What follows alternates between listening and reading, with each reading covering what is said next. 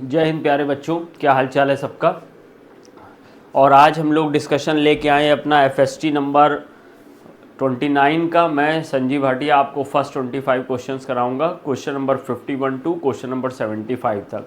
हमारे सिंह सर के इस मिशन के साथ अब पढ़ने का अधिकार सबको, डॉक्टर बनने का अधिकार भी सबको। तो चलिए आइए बच्चों, देखते हैं क्वेश्चन नंबर 51। क्वेश्चन नंबर 51 है, for the chemical reaction X reversible to Y, the standard reaction gives energy depends on temperature T as delta R G naught equal to 120 minus 3/8T। ठीक है, तो इन्होंने एक इक्वेशन से delta G not को express किया। The major component of the reaction mixture at T is, तो वो ये पूछ रहे हैं कि ये रिएक्शन चल रही है X और Y, और X और Y ये जो रिएक्शन चल रही है समझने की कोशिश करिएगा। तो इसमें वो ये कह रहा है कि जब हमारा इक्विलिब्रियम आएगा तो इक्विलिब्रियम आने पर X ज़्यादा होगा कि Y ज़्यादा होगा, ये मुझे पता करना। तो इक्विलिब्रियम हम लोग रिलेट करते हैं delta G not equal to minus RT ln K से। अब K बेटा हम लोग ये पढ़ते हैं कि K अगर 1 से ज़्यादा है तो K 1 से ज़्यादा होगा, इसका सेंस है कि प्रोडक्ट ज़्यादा होगा और रिएक्टेंट कम होगा, क्योंकि हम लोग जानते हैं K इक्वल टू होता है प्रोडक्ट का एक्टिव मास अपॉन रिएक्टेंट का एक्टिव मास। अगर K 1 से ज़्यादा है तो प्रोडक्ट ज़्यादा होगा, रिएक्टेंट कम होगा, इसका अर्थ होगा कि Y ज़्यादा होगा, X कम होगा। और K अगर 1 से कम है तो फिर R ज़्यादा होगा और P कम होगा, यानी कि X ज़्यादा होगा और Y कम होगा। अब K अगर 1 से ज़्यादा है तो ln का जो भी यहाँ पे K 1 से ज़्यादा 1.523 पॉजिटिव वैल्यू आएगी। तो डेल्टा G नॉट अगर हमारी नेगेटिव आ जाए तो इसका सेंस है कि K 1 से ज़्यादा है, और K 1 से ज़्यादा है तो इसका मीन्स है प्रोडक्ट ज़्यादा है रिएक्टेंट से एट इक्विलिब्रियम पे। लेकिन अगर K 1 से कम है, यानी 0.5 है, 0.3 है, कोई भी वैल्यू है, तो उस समय जब ln वैल्यू निकालोगे तो नेगेटिव आएगी। तो डेल्टा G हमारा उस कंडीशन में डेल्टा G नॉट पॉजिटिव आ जाएगा, और इसका सेंस है कि K 1 से कम है, और इसका सेंस है कि प्रोडक्ट कम है और रिएक्टेंट ज़्यादा है।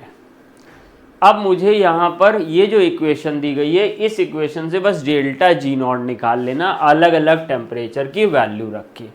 तो अभी हम लोग ने ये रिएक्शन में delta G not equal to 120 minus 3/8 और ऑप्शन नंबर फर्स्ट का टेम्परेचर 315 ले लिया, 315 यहाँ पे रख दिया। तो जब हम लोग ने 315 यहाँ पे रख दिया तो सॉल्व करके देखते हैं कि वैल्यू नेगेटिव आ रही है कि पॉजिटिव आ रही है। तो हमने इसको सॉल्व किया, और सॉल्व करके हम लोग लेके आए हैं 3 मल्टीप्लाई बाय 315 डिवाइडेड बाय 8। तो ये 118 यहाँ पे समथिंग आ रहा है, यानी कि 120 माइनस 118.125। तो अभी ऑब्वियस बात है कि ये पॉजिटिव वैल्यू आ रही है, सॉल्व करने की ज़रूरत नहीं है, बस डेल्टा G नॉट पॉजिटिव आएगा। तो डेल्टा G नॉट पॉजिटिव आएगा, इसका अर्थ है ये वाली शर्त हमारी लग जाएगी, K 1 से कम होगा, और K 1 से कम होगा तो रिएक्टेंट ज़्यादा होगा प्रोडक्ट से। इसका सेंस है कि X मेजर कंपोनेंट होगा, X ज़्यादा होगा Y से। और यहाँ पे ये कह रहा है major component of the reaction is X if T equal to 315 kelvin. ये सही हो गया, X मेजर है, X ज़्यादा है Y से इक्विलिब्रियम पे, तो X मेजर है। अब ऐसे ही यहाँ पर आप सब टेम्परेचर एक एक करके फिल कर सकते हैं। अगर जैसे मान लो 280 यहाँ पे फिल कर देते, अब ऑब्वियस बात है कि 315 था तब ये 118 आ रहा था, अगर 280 लोगे तो इससे कम आएगा, तो भी फाइनल वैल्यू पॉजिटिव आएगी। तो उस समय भी x को मेजर होना चाहिए, यहाँ y मेजर लिखा, तो ये गड़बड़ बात हो गई। फिर उसके बाद ये देखो 350 लिखा है, 315 से ज़्यादा, तो 350 होगा तो ये वैल्यू ज़्यादा हो जाएगी, तो जो डेल्टा जी नॉट है वो नेगेटिव आ जाएगी और y मेजर हो जाएगा। यहाँ x मेजर दिया, गलत हो गया। 300 फिर से इससे कम है, तो जितना 315 से कम लाओगे तो ये वैल्यू -118 से कम होती जाएगी, तो डेल्टा जी नॉट पॉजिटिव होती जाएगी। तो अगर कोई 315 से कम है तो x ही मेजर होगा। यहाँ 320 थ्रू 80 है, x मेजर होना चाहिए था, y है। 300 है, x मेजर होना चाहिए था, y है। ये अगर इससे ज़्यादा हो जाएगा तो फिर हम लोग को y मेजर होगा, और यहाँ पर x मेजर दिया, तो इसका आंसर फर्स्ट हो जाएगा। नेक्स्ट क्वेश्चन की तरफ चलते हैं।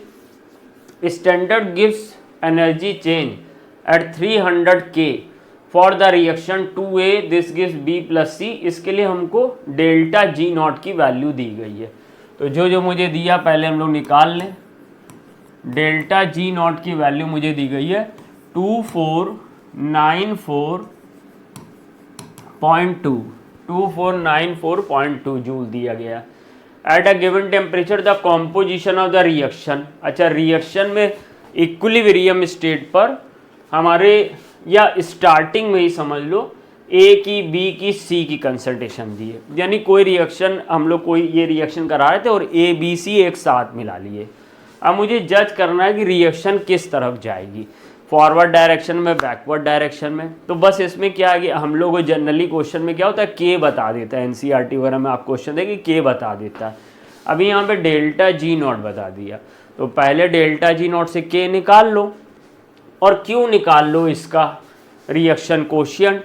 अब अगर क्यू कम है और के ज़्यादा है तो रिएक्शन फॉरवर्ड जाएगी, और क्यू ज़्यादा है, के कम है तो रिएक्शन बैकवर्ड जाएगी। तो चलिए अब हम लोग पहले क्या करते हैं, के निकाल लेते हैं, फिर के निकालने के बाद क्यू निकाल लेंगे। तो के निकालने के लिए हम लोग को ये फॉर्मूला पता है, delta G not equal to -RT ln के। ये फॉर्मूला हम लोग सब लोग जानते हैं। तो डेल्टा जी नॉट का वैल्यू रख दिया 2494.2 इक्वल टू -RT, और ये लॉग बेस ई के है। ln के मीन्स लॉग बेस ई के। अच्छा, अभी RT भी क्या, RT वगैरह का वैल्यू रख दो तो सही रहेगा। तो R वैसे तो हम लोग जानते ही हैं, इन्होंने भी दिया 8.314 जूल, और टेम्परेचर इन्होंने दिया हुआ है, कहाँ गया टेम्परेचर, 300 K, तो ये 300 K कर दिया। और अब यहाँ पे आ गया लॉग ई के। तो जब हम लोग ने 8.314 और 300 को इधर लाके डिवाइड किया तो देखें क्या आता है, देखें 2494.2 डिवाइडेड बाय 8.314, 300 आ गया, और फिर 300 से डिवाइड किया तो सभी लोग जानते हैं 1 आ जाएगा, तो यहाँ पे आ जाएगा -1। अब हमारे पास दो रास्ते हैं इसको आगे बढ़ाने के लिए। ये लॉग बेस ई को हम लोग 2.303 लॉग के ले ले। अब ये 2.303 को यहाँ डिवाइड करोगे, फिर एंटी लॉग लोगे। तो अगर लॉग और एंटी लॉग अच्छा है तो इस रास्ते से जाओ, और नहीं तो इन्होंने देखो ई की वैल्यू दे दी है, तो इससे हम लोग ये शॉर्टकट मार सकते हैं, थोड़ा सा आसान कर सकते हैं। कैसे, अगर हमको लॉग और एंटी लॉग में ज़्यादा नहीं जाना है, तो आप लोग जानते हैं कि ये जो लॉग ई के होता है, अगर इसको हम लॉग बेस 10K में बदलेंगे तो यहाँ पर नीचे आ जाएगा log base 10e, log base 10e आ जाएगा, और e का वैल्यू इन्होंने दिया है 2.718। तो मेरे को यहाँ पर log बेस 10e ले आए तो हो जाएगा minus log 10 2.718 equal to log base 10K। थोड़ा सा अगर मैथमेटिक्स आप यहाँ पे लगा देंगे तो इजी हो जाएगा। अब क्योंकि ये निगेटिव है, ये पॉजिटिव है, तो अगर कंपेयर करना है, जैसे हम k इक्वल टू 2.7 2.18 कर सकते थे अगर यहाँ प्लस होता, log बेस 10 तो k मतलब 2.718। लेकिन क्योंकि निगेटिव है तो पहले इसको पॉजिटिव नंबर में कन्वर्ट करना पड़ेगा, तो पॉजिटिव में कन्वर्ट करने के लिए हमने इसको ऐसे कर लिया, यहाँ पे जगह बना लेते हैं और इसको हमने लिख लिया log और base 10 1/2.718 equal to log base 10k। तो मेरा बच्चा k बराबर आ जाएगा 1/2.718। इसको आप 2.7 मान के भी सॉल्व कर सकते हो, 2.5 भी मान के नियरेस्ट डियरेस्ट में कर सकते हो। तो अब ये हम लोग ने इसको सॉल्व कर लिया है, ये आसान है। 1/2.718 तो आ जाएगा 0.3679, ये आ जाएगा। अभी अगर तुम यहाँ पे log बेस ek की जगह पे 2.303 log बेस 10k कर लेते, तब भी फाइनली एंटी लॉग लेने के बाद k इक्वल टू 0.3679 आएगा। अब ये आप पे डिपेंड करता है आप किस मेथड से जाते हैं। k हमने निकाल लिया, अब q निकाल लेते हैं। तो q इक्वल टू हो जाएगा एक्टिव मास ऑफ प्रोडक्ट। तो एक्टिव मास ऑफ प्रोडक्ट में b और c है, तो b का एक्टिव मास, c का एक्टिव मास अपॉन a की पावर 2 का एक्टिव मास, a की पावर 2 का एक्टिव मास। वैल्यू रखो, देखो b कितना दिया गया है, b दिया गया 2 और c दिया गया हाफ। तो यहाँ पर 2 इंटू हाफ, और a देखो कितना दिया गया है, a दिया गया है हाफ।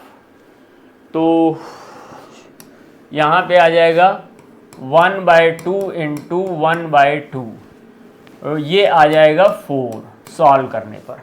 अब ऑब्वियस बात है कि Q है हमारा 4 और K है हमारा 0.39, तो Q बड़ा है K से, और Q अगर बड़ा है K से तो reaction goes in backward direction, reaction moves in backward direction, backward direction में मूव होगी। तो अब देख लेते हैं हम लोग, ऐसा कोई है इसके अंदर रिएक्शन, मतलब फॉरवर्ड डायरेक्शन नहीं, रिवर्स डायरेक्शन। रिवर्स डायरेक्शन में रिएक्शन जाएगी बिकॉज Q बड़ा है K से, तो हमारा 52 का सही आंसर 4th हो जाएगा। इस तरह से हमारा क्वेश्चन नंबर 52 का 4th सही हो गया। चलिए नेक्स्ट क्वेश्चन पे चलते हैं, क्वेश्चन नंबर 53। अब क्वेश्चन नंबर 53 में एसरेशन the pH of water increases with increase in temperature. तो ये बात तो भैया गलत हो गई, क्योंकि हम लोग को पता है कि जो pH है वो हम लोग pKw की हेल्प से निकालते हैं, और pKw 25 डिग्री सेल्सियस पर 14 होता है वाटर के लिए। तो pH हमारा 7 हो जाता है, क्योंकि pH प्लस आपका POH इक्वल टू pKw होता है, और pH plus POH equal to 14, that means 7 हो गया। और जैसे ही आप टेम्परेचर बढ़ाओगे तो pKw बढ़ जाएगा, या मतलब pKw घट जाएगा और KW बढ़ जाएगा। तो 10 टू दी पावर -13 हो जाएगा KW अगर टेम्परेचर बढ़ाओगे, 10 टू दी पावर -12 हो जाएगा। 60 डिग्री सेल्सियस पे 10 टू दी पावर -12 हो जाएगा क्या, KW। तो pKw 12 हो जाएगा, तो pH क्या हो जाएगा, 6 हो जाएगा। तो टेम्परेचर बढ़ाने पे pH इंक्रीज नहीं डिक्रीज करता है, pH इंक्रीज नहीं डिक्रीज करता है टेम्परेचर बढ़ाने पर। तो ये तो गलत हो गया। The dissociation of water H plus OH minus is the exothermic reaction. भाई ये तो बिल्कुल गलत हो गया, आपने समझ लिया वाटर को हीट करोगे तो डिसोसिएट ज़्यादा होगा, यानी वो एंडोथर्मिक रिएक्शन है। तो ये एंडोथर्मिक है, तो ये भी गलत हो गया। तो एस्टरेशन भी गलत, रीज़न भी गलत, both assertion and reason are false. तो ऑप्शन नंबर 3rd सही होगा। क्वेश्चन नंबर 53 का ऑप्शन नंबर 3rd सही होगा। नेक्स्ट क्वेश्चन की तरफ चलते हैं, क्वेश्चन नंबर 54 में। तो क्वेश्चन नंबर 54 एक ट्रिकी क्वेश्चन है।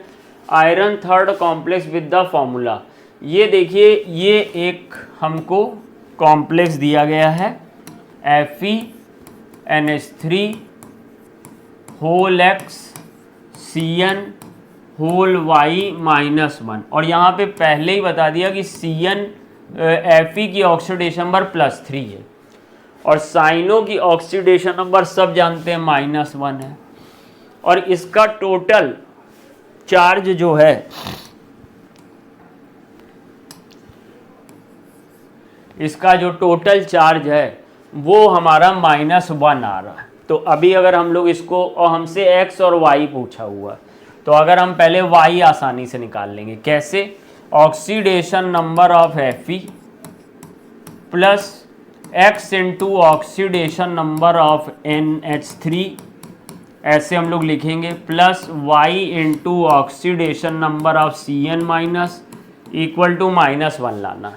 अब Fe की ऑक्सीडेशन नंबर +3 आ गई और अमोनिया न्यूट्रल है तो इसकी 0 आएगी, तो x into 0 plus y into cyano की -1 होती है इक्वल टू -1।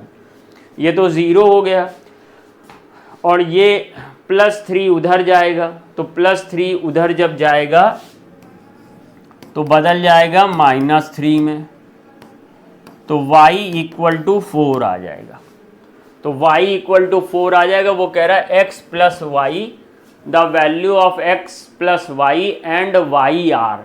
तो देखो y हमें क्लियर हो गया, x प्लस वाई भी बताना और y भी बताना, तो y मुझे क्लियर हो गया। y कितना? 4 है और किसी में है नहीं, तो सिंपल सी बात है कि ये हमारा थर्ड ऑप्शन सही होना चाहिए। बाकी अब आपको ये बात समझनी चाहिए कि इस तरह के जो कॉम्प्लेक्स होते हैं आयरन के, वो ऑक्टाहेड्रल कॉम्प्लेक्स होते हैं और कोऑर्डिनेशन नंबर 6 होता है। तो ये अगर 4 है, कोऑर्डिनेशन नंबर टोटल 6 है, तो ये 2 होगा, तो 4 + 2 ऐसे भी हम लोग मान सकते हैं, ये 6 है, तो इसलिए थर्ड ऑप्शन सही हो जाएगा। नेक्स्ट क्वेश्चन की तरफ चलते हैं। Element E belongs to period 4, period 4 का है, पीरियड 4 का है और ग्रुप 16 का है, तो कॉन्फ़िगरेशन क्या होगा? कॉन्फ़िगरेशन 4s2 4p4 होगा, क्योंकि जो 16 ग्रुप है वो हमारा P ब्लॉक के चौथे खाने में आता। P ब्लॉक का पहला खाना 13, फिर 14, फिर 15, फिर 16, तो P1 होता अगर ग्रुप 13 होता, P2 होता अगर ग्रुप 14 होता, P3 होता अगर ग्रुप 15 होता, और आपका हो जाएगा P4 अगर ग्रुप 16 है। और ये NH2NP 1 2 6 P ब्लॉक का जनरल कॉन्फ़िगरेशन होता है, जहाँ N बराबर पीरियड नंबर होता है, तो ये 4 आ गया। अब वो ये कह रहा है कि the valence shell electronic configuration, देखो हमने इसका तो बता दिया E एलिमेंट का, बट ये कह रहा है which is just above E, तो इसके ऊपर पीरियड 3 आएगा, तो उसका हो जाएगा 3s2 3p4, तो यहाँ पे 3s2 3p4 फर्स्ट ऑप्शन में आ रहा है, तो फर्स्ट ऑप्शन सही हो जाएगा। और कहीं ये s2p4 आ रहा है, लेकिन ये देख रहे हो 4 4 आ रहा, तो ये तो अगर E कहीं पूछ रहा होता तो ये हो जाता 5s2 5p4, अगर इसके नीचे वाला पूछता तो ये ऑप्शन हो जाता। 2s2 2p4 कोई सेंस नहीं है, क्योंकि वो इसके भी ऊपर एक के ऊपर एक पूछता, यानी कि पीरियड सेकंड पूछ लेता, तो ये हो जाता, तो फर्स्ट ऑप्शन हो गया।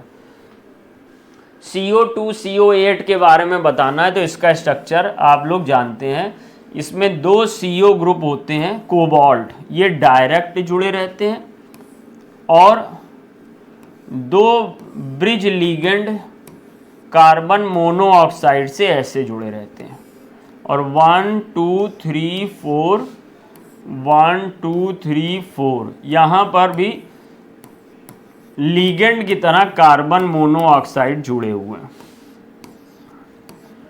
ये टर्मिनल कार्बन मोनोऑक्साइड लिगेंड है। तो यहाँ पर देखिए इसमें कह रहा है कि कौन सी बात सही है, तो 1 CO CO bond, 1 CO CO bond है, 4 टर्मिनल, ये ब्रिज है ये टर्मिनल है, तो 4 नहीं भाई, 8 टर्मिनल आ रहा है और 2 ब्रिज आ रहे हैं, तो ये बात गलत हो गई। फिर यहाँ पर तो देखो नो CO CO, तो ये तो एज इट इज गलत हो गए, तो निश्चित ही है कि सेकंड सही होगा। फिर भी इंफॉर्मेशन ले लेते हैं, 1 2 3 4 5 6 7 8 हम लोग ने ज़्यादा बना दिया, हमें 8 चाहिए।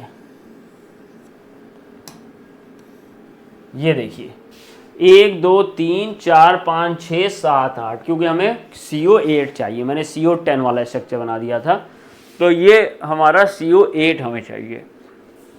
अब 1 CO बॉन्ड है, 6 1 2 3 4 5 6 टर्मिनल CO है और 2 ब्रिज CO है, इसलिए सेकंड ऑप्शन सही हो गया।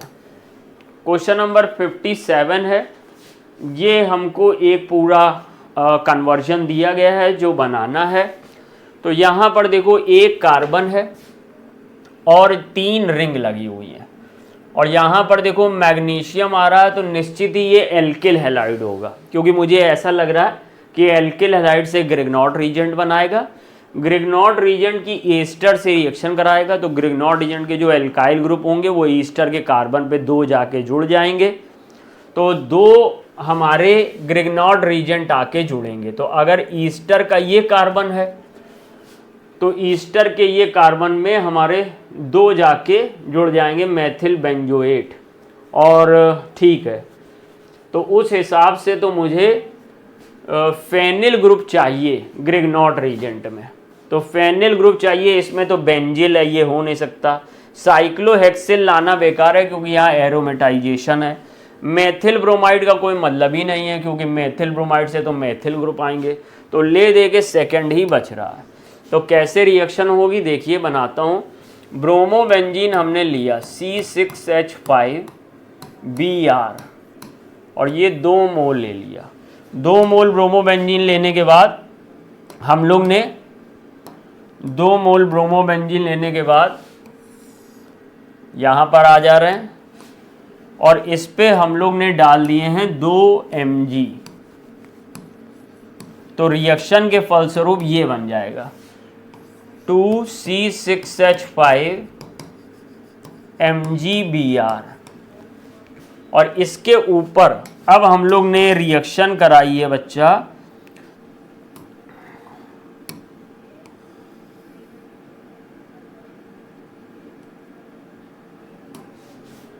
ये रिएक्शन हम लोग कराने जा रहे हैं मेथिल बेंजोएट की। तो मेथिल बेंजोएट क्या है बच्चा,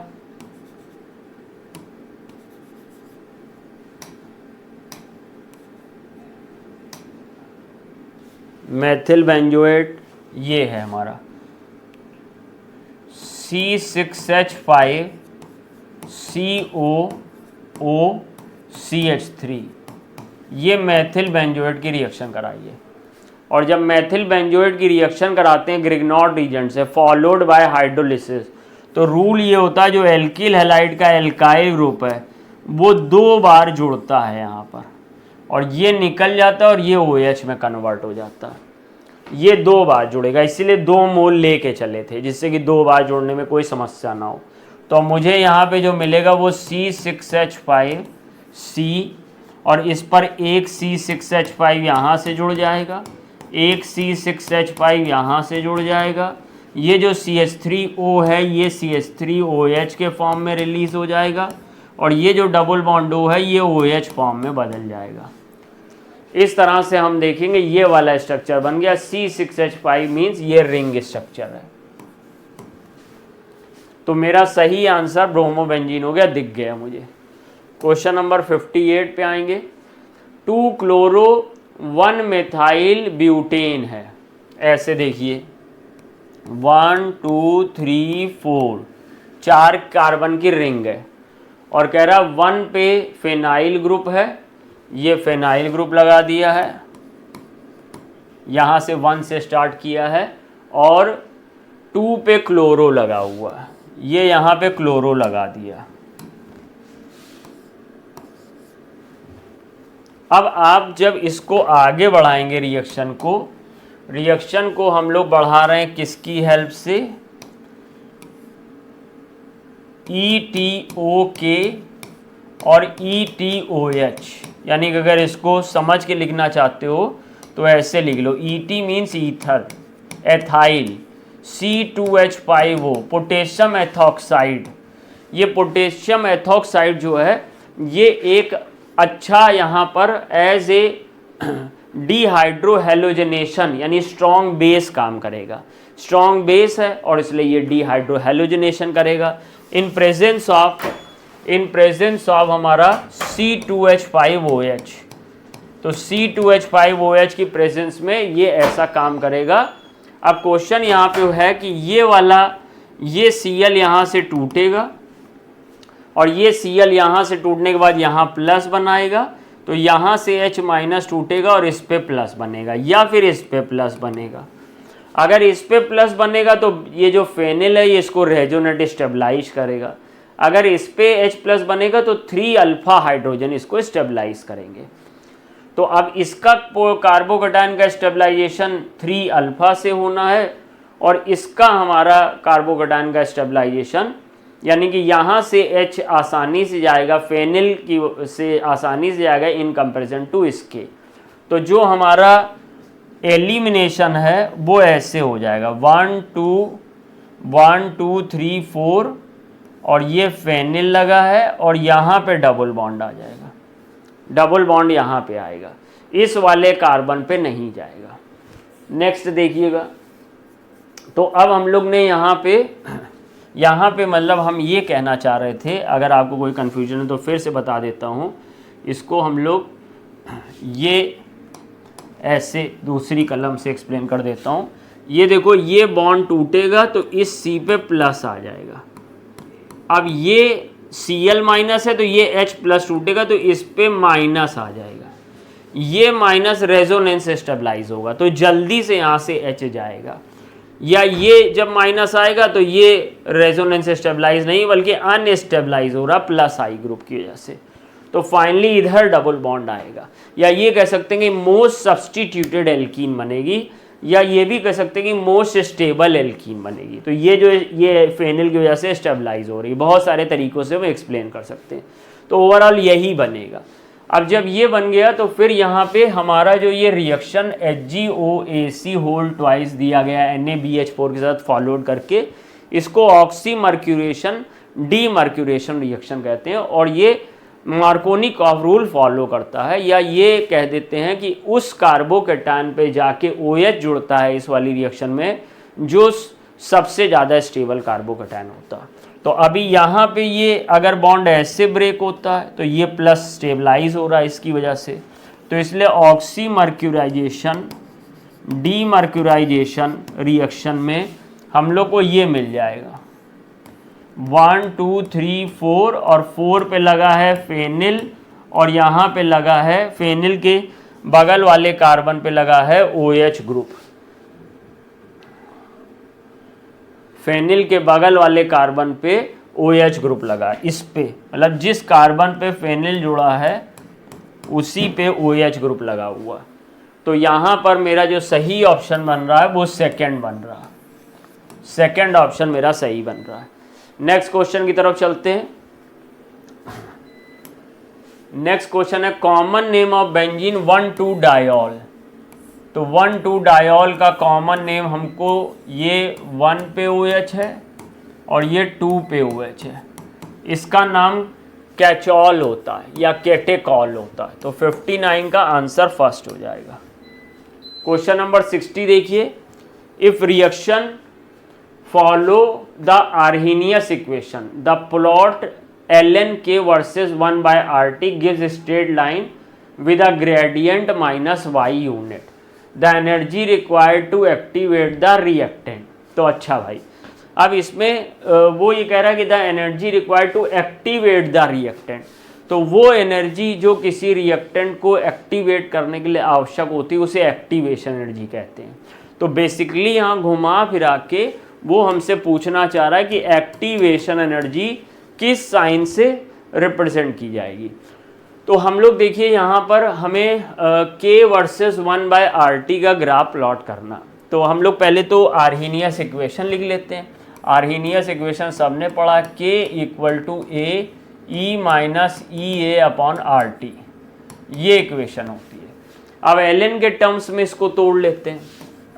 तो यहाँ पे हमने लिया ln K ln A minus EA upon RT ln E हम सब जानते हैं 1 होता है, तो इस तरह से यहाँ पे आ जाएगा ln K = minus E A upon R 1/t। और अच्छा ये आर इसी में शामिल कर रहा है तो हम इसको आर को अलग नहीं रखेंगे। नॉर्मली हम लोग आर को इधर ले लेते हैं स्लोप में, लेकिन हम लोग ये कह रहा है कि आर इसी में शामिल करके ग्राफ प्लॉट करना। तो 1/RT और प्लस ln a। अब हमने इसको ग्राफ खींचा y equal to mx plus c। Graph खींचा भाई, ये आ गई मेरी y एक्सिस, ये आ गई मेरी x एक्सिस, ये मेरी x एक्सिस आ गई।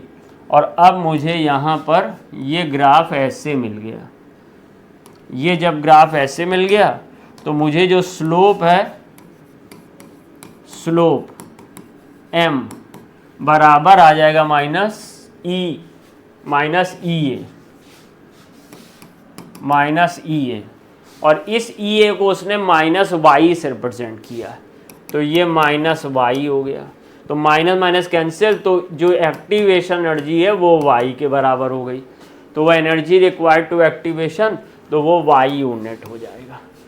और ये यहाँ पर हम लोग ने 1/RT लिया हुआ है और यहाँ पर हमने ln k लिया हुआ। इस तरह से देख लीजिए हम लोग ने बना लिया, तो हमारा ऑप्शन नंबर फर्स्ट सही हो जाएगा। 61 कह रहा है T1/4 can be taken as the time taken for the concentration of reactant drop to 3/4 of initial concentration. चलो लिख लेते हैं। के लिया है, फर्स्ट ऑर्डर रिएक्शन है, यहाँ पे लिखा हुआ है 2.303 T1/4 जो टाइम चाहिए। लॉग, अगर इनिशियल क्वांटिटी 1 है तो फाइनल क्वांटिटी क्या रह जाएगी रिएक्टेंट की, drop to 3/4 of initial concentration, तो 3/4 ऊपर चला जाएगा। अब हम लोग ने इसको रख लिया। हमें टी हाफ को के टर्म्स में लिखना है, तो हमने ऐसे लिख लिया टी हाफ 2.303 अपॉन के log 4 माइनस log 3, तो 2.303 और log 4 0.6020 और log 3 0.4771 जानते ही हो आप लोग, अपॉन के। सॉल्व करके बताओ क्या आया। तो सॉल्व करके, फ़ोन कहाँ गया,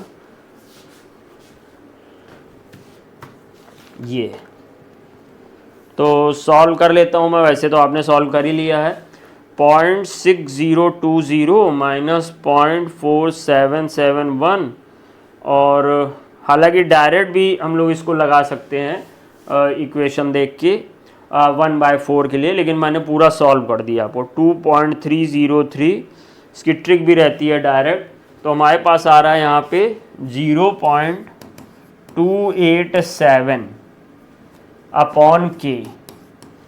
तो 0.287 को 0.29 मान लो, तो सेकंड ऑप्शन आ जाएगा। तो सेकंड ऑप्शन कर लिया हमने यहाँ पे। क्वेश्चन नंबर हमारा ये हो गया है, क्वेश्चन नंबर 61। अब क्वेश्चन नंबर 62 की तरफ चलते हैं। क्वेश्चन नंबर 62 देखो क्या कह रहा है।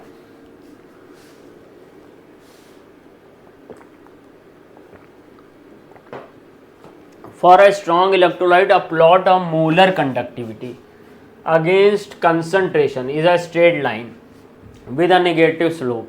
The correct unit for the slope is, अच्छा भाई, तो देखिए ये हमारी इक्वेशन होती है, लैम्डा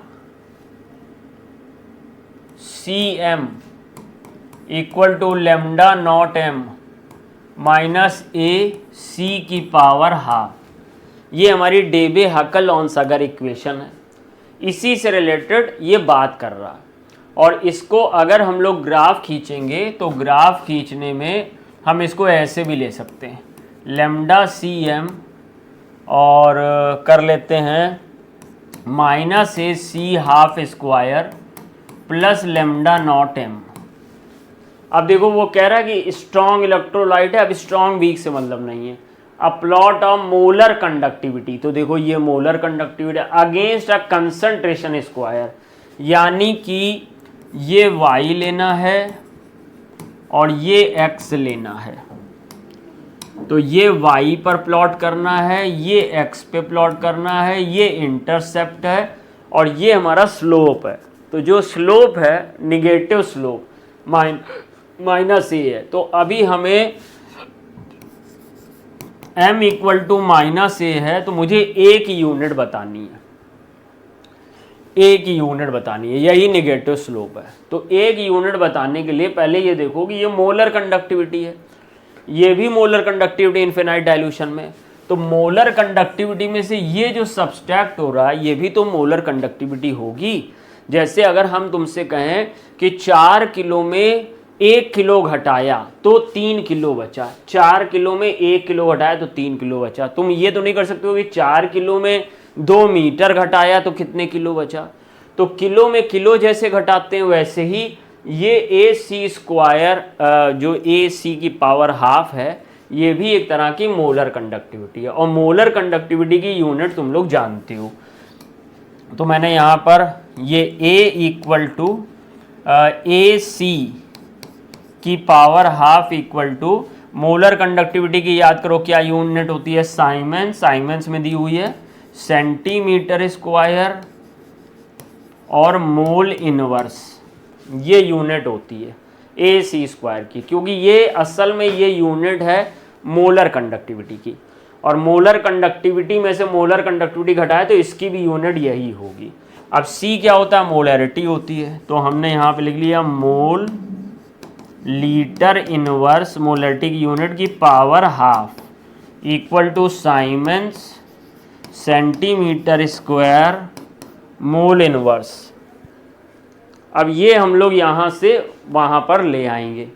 तो ये यहाँ से यहाँ पर ले आए तो A equal to, step by step चलूँगा जिससे कोई कन्फ्यूजन ना हो, siemens centimetre square mole inverse upon mole की पावर हाफ और लीटर की पावर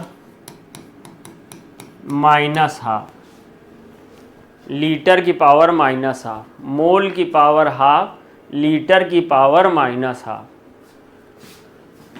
इस तरह से siemens centimetre square mole inverse, और ये जब ऊपर जाएगा तो मोल की पावर माइनस हाफ और लीटर की पावर प्लस हाफ। चलो अब सब मिलाओ भैया। तो यहाँ पर एक यूनिट क्या आ गई, साइमेंस सेंटीमीटर स्क्वायर, मोल की पावर माइनस और मोल की पावर माइनस हाफ, यानी मोल की पावर -3/2, मोल की पावर -3/2 और लीटर की पावर और तो कुछ है नहीं, हाफ। तो ढूंढ लीजिए भाई ऐसा कोई है। साइमेंस मोल की पावर -1 नहीं चलेगा, मोल की पावर -3/2 चलेगा लेकिन लीटर 1 नहीं चलेगा, मोल की पावर -3/2 लीटर -हाफ नहीं चलेगा, मोल की power -3/2 litre half siemens centimetre square, यानी फोर्थ वाला ऑप्शन चलेगा। तो क्वेश्चन नंबर 62 का इस प्रकार से फोर्थ ऑप्शन आएगा। क्वेश्चन नंबर 63 देखते हैं। The molar conductivity of a conductivity cell filled with 10 moles of 20 ml NaCl। पहले इसकी मोलैरिटी निकाल लो भाई। तो मोलैरिटी हम लोग ने निकाल ली है, इसको बोल दिया M1। तो M1 मोलैरिटी हो जाएगा 1000 into number of moles 10 upon volume in ml 20, तो ये आ जाएगा 500। तो पहली M1 मोलैरिटी 500 आ गई। और एक दूसरा लिया है, इसको लेमडा M1 से निकालना, और दूसरा लिया है M2। M2 में क्या कर रहा है कि 80 ml में 20 मोल घोल रहा है। तो 1000 इंटू कितने घुले हैं, 20 मोल। तो 20 मोल इन 80 ml, तो ये आ गया 250। M2 भी आ गया। अब मुझे lambda, the relationship between lambda M2 and lambda M1 चाहिए। तो हम लोग ने ऐसे कर लिया, lambda m2 upon lambda m1 equal to, हमने फॉर्मूला पढ़ा हुआ है, k × 1000 upon m2, k × 1000 upon m1। अब k × 1000 कैंसिल कर दिए, कांस्टेंट है, तो ये मुझे मिल जाएगा m1 अपॉन m2। तो m1 upon m2 value put up कर दो, m1 की जगह पे 500 और m2 की जगह पे 250, तो ये आ गया 2। तो lambda m2 equal to 2 lambda m1, lambda m2 equal to 2 lambda m1, यानी कि फर्स्ट ऑप्शन। तो 63 का हमारा ऑप्शन नंबर फर्स्ट मैच करेगा। 64, ये तो बहुत आसान है बैलेंसिंग। यहाँ पर Mn की ऑक्सीडेशन नंबर +7 है, यहाँ पर ऑक्सीडेशन नंबर +7 है, यहाँ पे ऑक्सीडेशन नंबर +2 है, तो दैट मीन्स ये 5 इलेक्ट्रॉन का गेन कर रहा है। और यहाँ पे C का ऑक्सीडेशन नंबर +3 है और यहाँ पर C का ऑक्सीडेशन नंबर +4 है, यानी एक जो कार्बन है वो 1 इलेक्ट्रॉन का लॉस कर रहा है, लेकिन क्योंकि 2 कार्बन है तो ओवरऑल 2 इलेक्ट्रॉन का लॉस कर रहा है।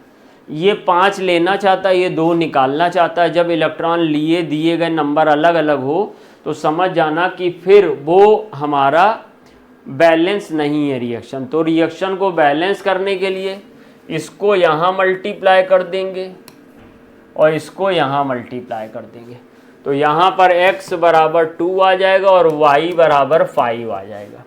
अब मुझे x बराबर 2 और y बराबर 5 दो जगह पे दिया गया, तो या तो फर्स्ट ऑप्शन होगा या तो फिर फोर्थ ऑप्शन होगा। अब हम लोग देख लेते हैं यहाँ पर बैलेंसिंग के लिए कैसे बैलेंस करेंगे। 2MnO4 minus plus 5C2O4 2 minus, ये तो पक्का हो गया हमारा, इक्वल टू Mn को बैलेंस करने के लिए 2 से मल्टीप्लाई कर दिया और Y में हमने 10 ले लिया, 10 CO2।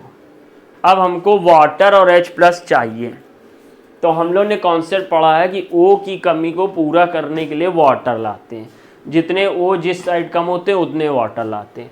तो यहाँ देखिए 8 और 5 4 जा 20, इस तरफ 28 O है और इस तरफ देखिए 20 है, तो मुझे 8 O और चाहिए, तो मैं 8 वाटर इस तरफ लाऊंगा और वाटर की कमी को मतलब जो H+ को बैलेंस करने के लिए, मतलब जब हम लोग वाटर इधर लाते हैं तो H+ को बैलेंस करने के लिए इस तरफ 16H+ भी आएंगे, तो इस तरह से मेरा आंसर फर्स्ट सही हो जाए। When a hydrocarbon A undergoes complete combustion, it required 11 equivalent of oxygen। तो हाइड्रोकार्बन मान लो CXHY है और यहाँ पर हमको ऑक्सीजन का इक्विवेलेंट दे रहा है और CO2 बना रहा है और वाटर बना रहा है। अब देखो यहाँ कह रहा है कि ऑक्सीजन के 11 इक्विवेलेंट है और वाटर के 4 इक्विवेलेंट है, तो देखो ये तो यहीं से क्वेश्चन गलत हो गया, क्योंकि वाटर के 4 और ऑक्सीजन के 11 नहीं हो सकते हैं, बिकॉज किसी भी केमिकल रिएक्शन में रिएक्टेंट और प्रोडक्ट के ग्राम इक्विवेलेंट सेम होते हैं। हाँ, अगर वो ये कह देता कि एक्सेस ऑफ ऑक्सीजन है 11 इक्विवेलेंट लिए हुए हैं, तो हम लोग कहते कि इसके 4 ग्राम इक्विवेलेंट, इसके 4 ग्राम इक्विवेलेंट से रिएक्शन करेंगे, इसके 4 ग्राम इक्विवेलेंट, इसके 4 ग्राम इक्विवेलेंट बनाएंगे। तो इस तरीके से ये क्वेश्चन बिल्कुल गलत इन्फॉर्मेशन दी हुई है, तो इसका कोई भी आंसर मैच नहीं करेगा अगर हम इसको ग्राम इक्विवेलेंट के पॉइंट ऑफ व्यू से सॉल्व करेंगे। लेकिन जहाँ तक मुझे लग रहा है कि ये इक्विवेलेंट का अर्थ है तुल्य इसमें है, और तुल्य देखिए तुल्य एक होता है तुल्यांक भार से, तो तुल्यांक भार के अकॉर्डिंग आओगे तो गलत हो जाएगा। अगर तुल्य मान लो मोल के तुल्य है तो सीधे सीधे हम इसमें कर सकते हैं 11 इक्विवेलेंट बराबर 11 मोल। मतलब मैं इसको प्रेफर नहीं कर रहा हूँ, मेरे हिसाब से क्वेश्चन गलत है, बोनस होना चाहिए, लेकिन अगर आंसर ही निकालना है और ये 4 ही है, मुझे एक में आंसर ही निकालना, तो मैं मान लूँगा कि ये 11 मोल थे, तो ये 4 मोल थे। अब ये x CXHY में इधर तो देखो H है नहीं, इधर H कितने 8 हैं, तो रिएक्शन बैलेंस तभी होगी जब H 8 हो। और यहाँ पर 11 ऑक्सीजन है, 4 यहाँ पर आ गए और 22 टोटल ऑक्सीजन, O मुझे 22 लेने थे, 4 यहाँ आ गए तो 18 मुझे यहाँ पे चाहिए, तो 9 से मल्टीप्लाई करेंगे तो उस हिसाब से C का 9 हो जाएगा, तो C9H8। बट ये ज़बरदस्ती का मैंने आपको सॉल्व करके दिखाया है। अगर फोर्थ ऑप्शन दिया गया है सॉल्यूशन में तो ऐसे फोर्थ माना जा सकता है, बट इसको कोई लैंग्वेज गलत है, यहाँ पर इक्विवेलेंट लिखा है, कोई एग्जामिनर कह दे कि ये ग्राम इक्विवेलेंट होना चाहिए था, वगैरह वगैरह, कंट्रोवर्शियल। ये मोल लिख देते तो बहुत आसान हो जाता, और वो मोल ही कहना चाह रहे हैं क्वेश्चन में, तो ऑप्शन मैं फोर्थ मान रहा हूँ। अब ये आप लोग देख लीजिएगा, अगर बोनस हो गया है तो बहुत अच्छी बात है, नहीं तो फिर फोर्थ से। बोर के अलग अलग स्टेटमेंट मुझे दिए गए हैं और इससे मुझे कंपेयर करना कि कौन सी चीज़ सही है कौन सी चीज़ गलत है। तो इसके लिए देखो, बोर के लिए तुम्हें एक बेसिक बात याद रखनी होगी, और बेसिक बात ये कि बोर के लिए एक फॉर्मूला होता है MbR = NH/2π, एक इक्वेशन ये होता है।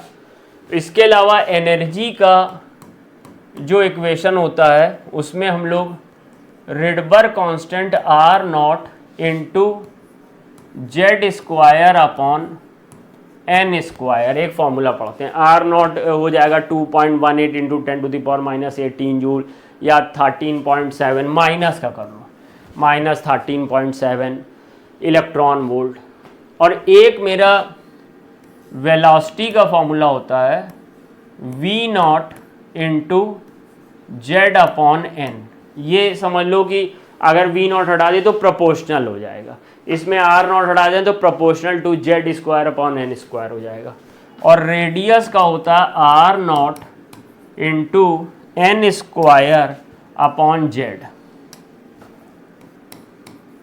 n²/Z। अब हम लोग इस 4 फॉर्मूले की सहायता से इन सबको समझेंगे।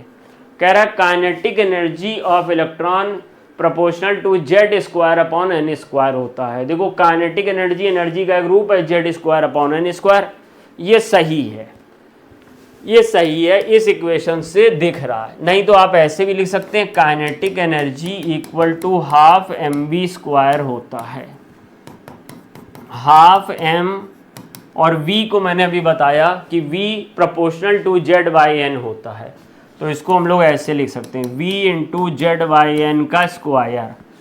तो फाइनली अगर मास कांस्टेंट कर दो और v कांस्टेंट कर दो V0, तो ये Z²/n² आ जाएगा, तो फर्स्ट वाला सही है। The product of velocity of electron and principal quantum number Vn, तो v × n निकालो भैया। v अभी हमने आपको बताया V0 × Z/n होता, और इसको n से मल्टीप्लाई कर दो तो V0 × Z आ जाएगा। इसका सेंस हुआ कि Vn प्रोपोर्शनल टू Z होता, यहाँ Z² दिया तो ये गलत हो गया।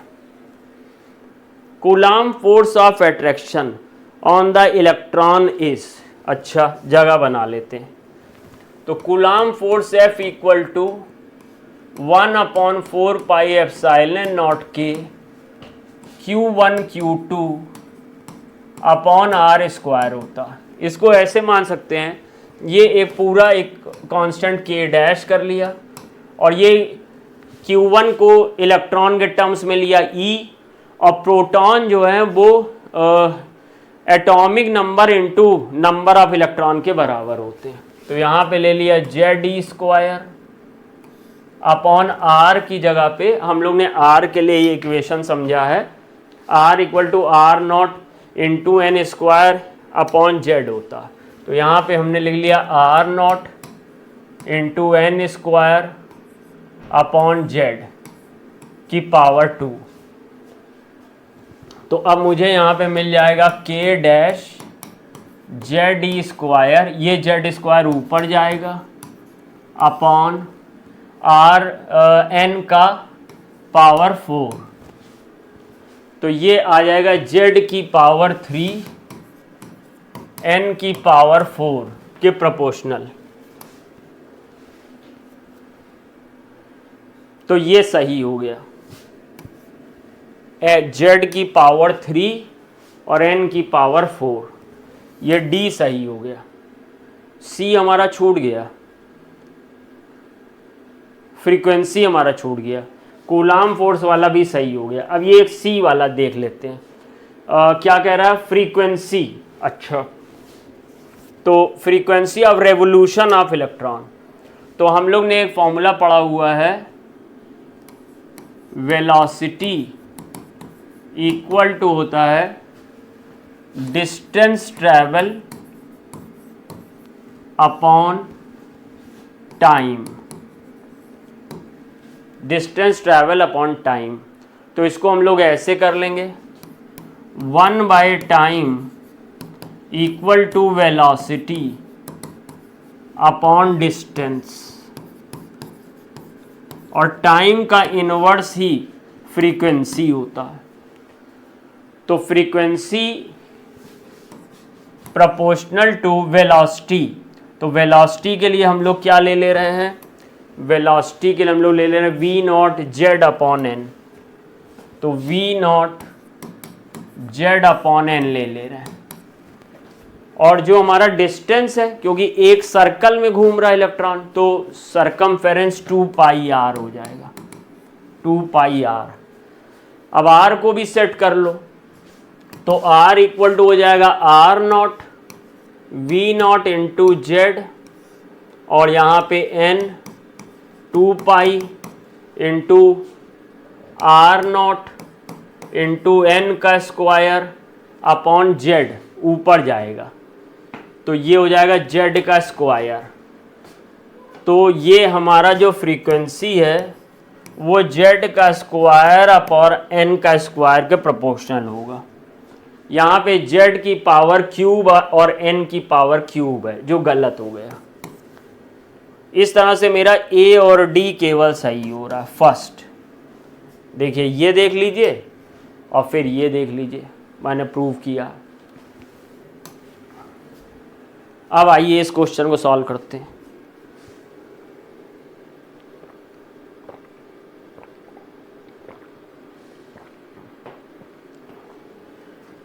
ये कुछ रिएक्शंस दी गई हैं और इन रिएक्शंस का एनर्जी चेंज यानी डेल्टा एच दिया गया।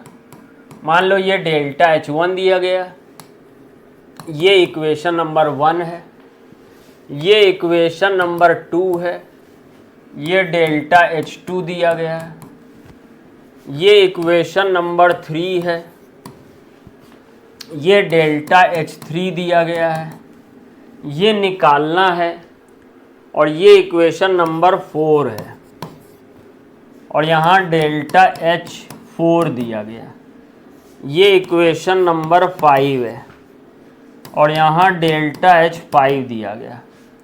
अब इन सारी रिएक्शंस को जोड़ घटा के मुझे ये वाली रिएक्शन चाहिए,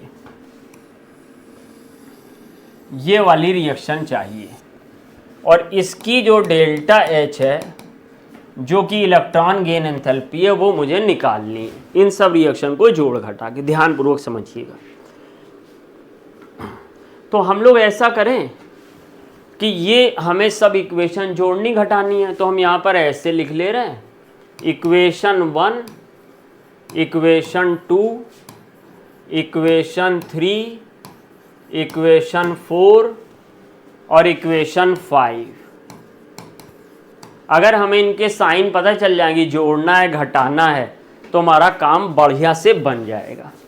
तो इसमें सबसे पहले देखो कि तुम्हारी जो मेन रिएक्शन है उसमें तुम्हें FG, इस पे स्टेट पे जरूर ध्यान देंगे, FG लेफ्ट हैंड साइड चाहिए। अब यहाँ पे ढूंढो FG कहाँ है, यहाँ FG है। लेकिन ये राइट हैंड साइड है। अगर ये लेफ्ट होता तो मैं इसको प्लस करता रिएक्शन को, लेकिन ये लेफ्ट है तो इसको माइनस करना पड़ेगा। तो इक्वेशन नंबर 3 के पीछे माइनस साइन हमने लगा दिया। तो इक्वेशन नंबर 3 मेरी ओके हो गई है। अब मुझे इसमें f माइनस जी राइट हैंड साइड चाहिए। तो f माइनस जी ढूंढो कहाँ है, इस इक्वेशन में है, और मुझे चाहिए राइट और इसमें है लेफ्ट, ये फिर मेरे अपोजिट है। तो इक्वेशन नंबर 4 को भी माइनस कर दो, इक्वेशन नंबर 4 को भी माइनस कर दो। अब आप बाकी लोगों को इसके अकॉर्डिंग जज करें। तो देखिए सर, देखिए ध्यान से, इक्वेशन नंबर 3 माइनस हो चुकी है, इक्वेशन नंबर 4 माइनस हो चुका है, एफ जी को हम लोग यूज़ में ले आए हैं और एफ माइनस को भी यूज़ में ले आए हैं, लेकिन हमें F2 को कट करना होगा। अब F2G यहाँ पर है, बाकी देखो F2G कहाँ पे है, यहाँ पर है, और दोनों एक साइड है, F2G एक साइड है।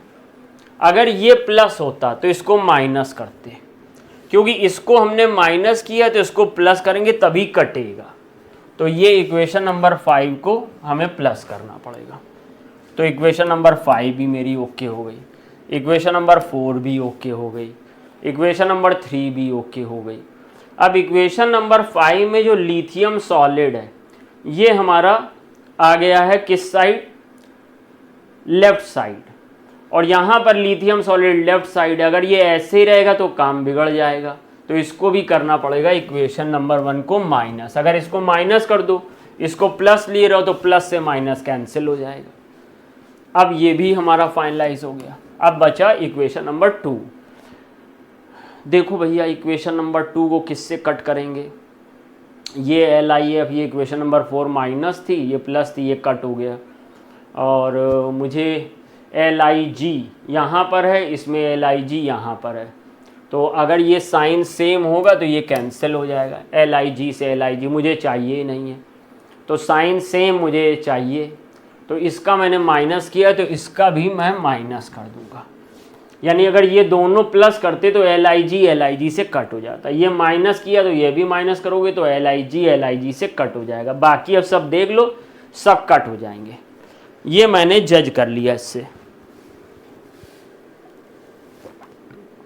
यानी इक्वेशन नंबर 1 को आप माइनस मतलब पलट के लिखो, इक्वेशन नंबर 2 को पलट के लिखो, इक्वेशन नंबर 3 को, इक्वेशन नंबर 4 को, सबको पलट के रख दो, और इक्वेशन नंबर 5 को एज इट इज रखो और जोड़ दो, बाकी सब कट जाएंगे, ये बचेगा। तो इसका जो डेल्टा H आएगा वो डेल्टा H ऐसे आएगा, minus delta H1 minus delta H2 minus delta H3 minus delta H4 plus delta H5।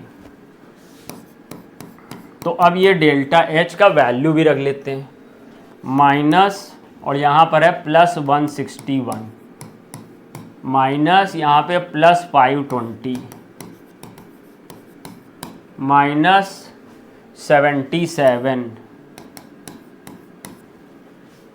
77 और माइनस 1047 और प्लस माइनस 617। तो देखो ये भी प्लस माइनस हो जाएगा, प्लस माइनस हो जाएगा, प्लस माइनस हो जाएगा, प्लस माइनस, और ये माइनस माइनस प्लस।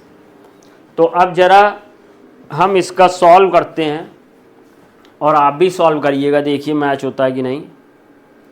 देखो ये 161 है माइनस का, इसमें ये माइनस 520 ऐड हो जाएगा, 520, और फिर ये भी ऐड हो जाएगा 77, और ये भी ऐड हो जाएगा 617। क्या हो गया,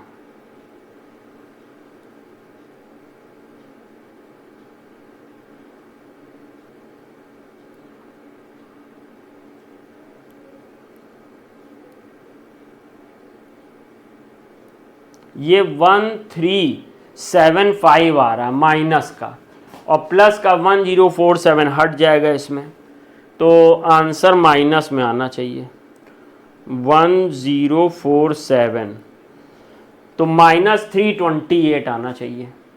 तो -328 थर्ड ऑप्शन है। देखिए आपका क्या आ रहा है, यहाँ पर delta H equal to -328 kilo joule per mole आएगा। तो थर्ड ऑप्शन हो गया, थर्ड आंसर होगा इसका। नेक्स्ट क्वेश्चन की तरफ चलते हैं। देखो, जब सेम अगर हमारा साइन एक दूसरे पे ओवरलैप करता है, प्लस प्लस के साथ मिले या माइनस माइनस के साथ मिले, तो ये बॉन्डिंग ऑर्बिटल होती है, बॉन्डिंग मॉलिक्यूलर ऑर्बिटल BMO। और प्लस अगर माइनस पे गिरेगा तो एंटी बॉन्डिंग होती है। और ये लेटरल ओवरलैपिंग हो रही है तो पाई होगा, तो एंटी बॉन्डिंग पाई ऑर्बिटल ये बनेगी। तो फर्स्ट ऑप्शन इसमें हो जाएगा, देखते ही मार सकते हो, एंटी बॉन्डिंग पाई ऑर्बिटल बनेगी। नेक्स्ट क्वेश्चन की तरफ चलते हैं। क्वेश्चन नंबर 69, एक ग्राफ दिया हुआ है और Ca का जो हीट एब्जॉर्ब है वो पूछा गया है, इसका क्यू बताना है हमको। तो इसका क्यू बताने के लिए हम लोगों को क्या करना होगा, हम लोगों को करना ये होगा कि हम लोग को डेल्टा U Ca पता चल जाए, तो बराबर हो जाएगा QCA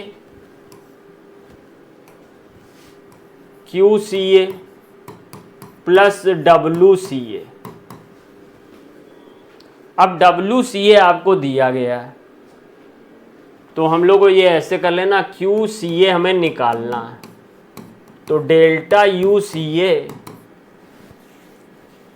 प्लस WCA 3 kg हमको दिया गया, 3 किलो जूल आ गया। अब डेल्टा U निकालने के लिए डेल्टा UCA निकालना पड़ेगा हमें अलग अलग तरीके से। तो डेल्टा UCA निकालना है तो हमको डेल्टा UAB और डेल्टा UBC पता होना चाहिए। तो डेल्टा UBC हमें पता है, लेकिन डेल्टा UAB नहीं पता। तो हम लोग ने सबसे पहले डेल्टा UAB निकाला, तो डेल्टा UAB इक्वल टू हो जाएगा QAB plus WAB। QAB 2 kg है, WAB -5 kg है, तो ये आ गया -3 kg। WAB डेल्टा UAB पता चल गया, डेल्टा UBC पता, डेल्टा UCA निकालना। ये एक साइक्लिक प्रोसेस है, तो साइक्लिक प्रोसेस में जो टोटल इंटरनल एनर्जी चेंज होता है वो 0 होता है। तो इसलिए जो डेल्टा UABC होगा वो 0 होगा, और वो बराबर होगा डेल्टा UAB के प्लस डेल्टा UBC के प्लस डेल्टा UCA के। तो 0 बराबर डेल्टा UAB देखिए कितना है, निकाला है -3, प्लस डेल्टा UBC कितना है, डेल्टा UBC -5, और डेल्टा UCA हमें निकालना है। तो डेल्टा UCA बराबर हो जाएगा +8।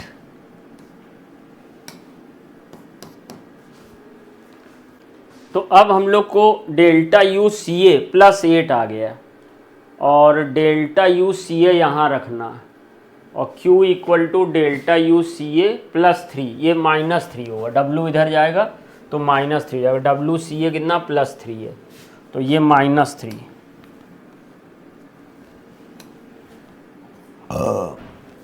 तो अब मैं कहाँ पे जगह है, यहाँ।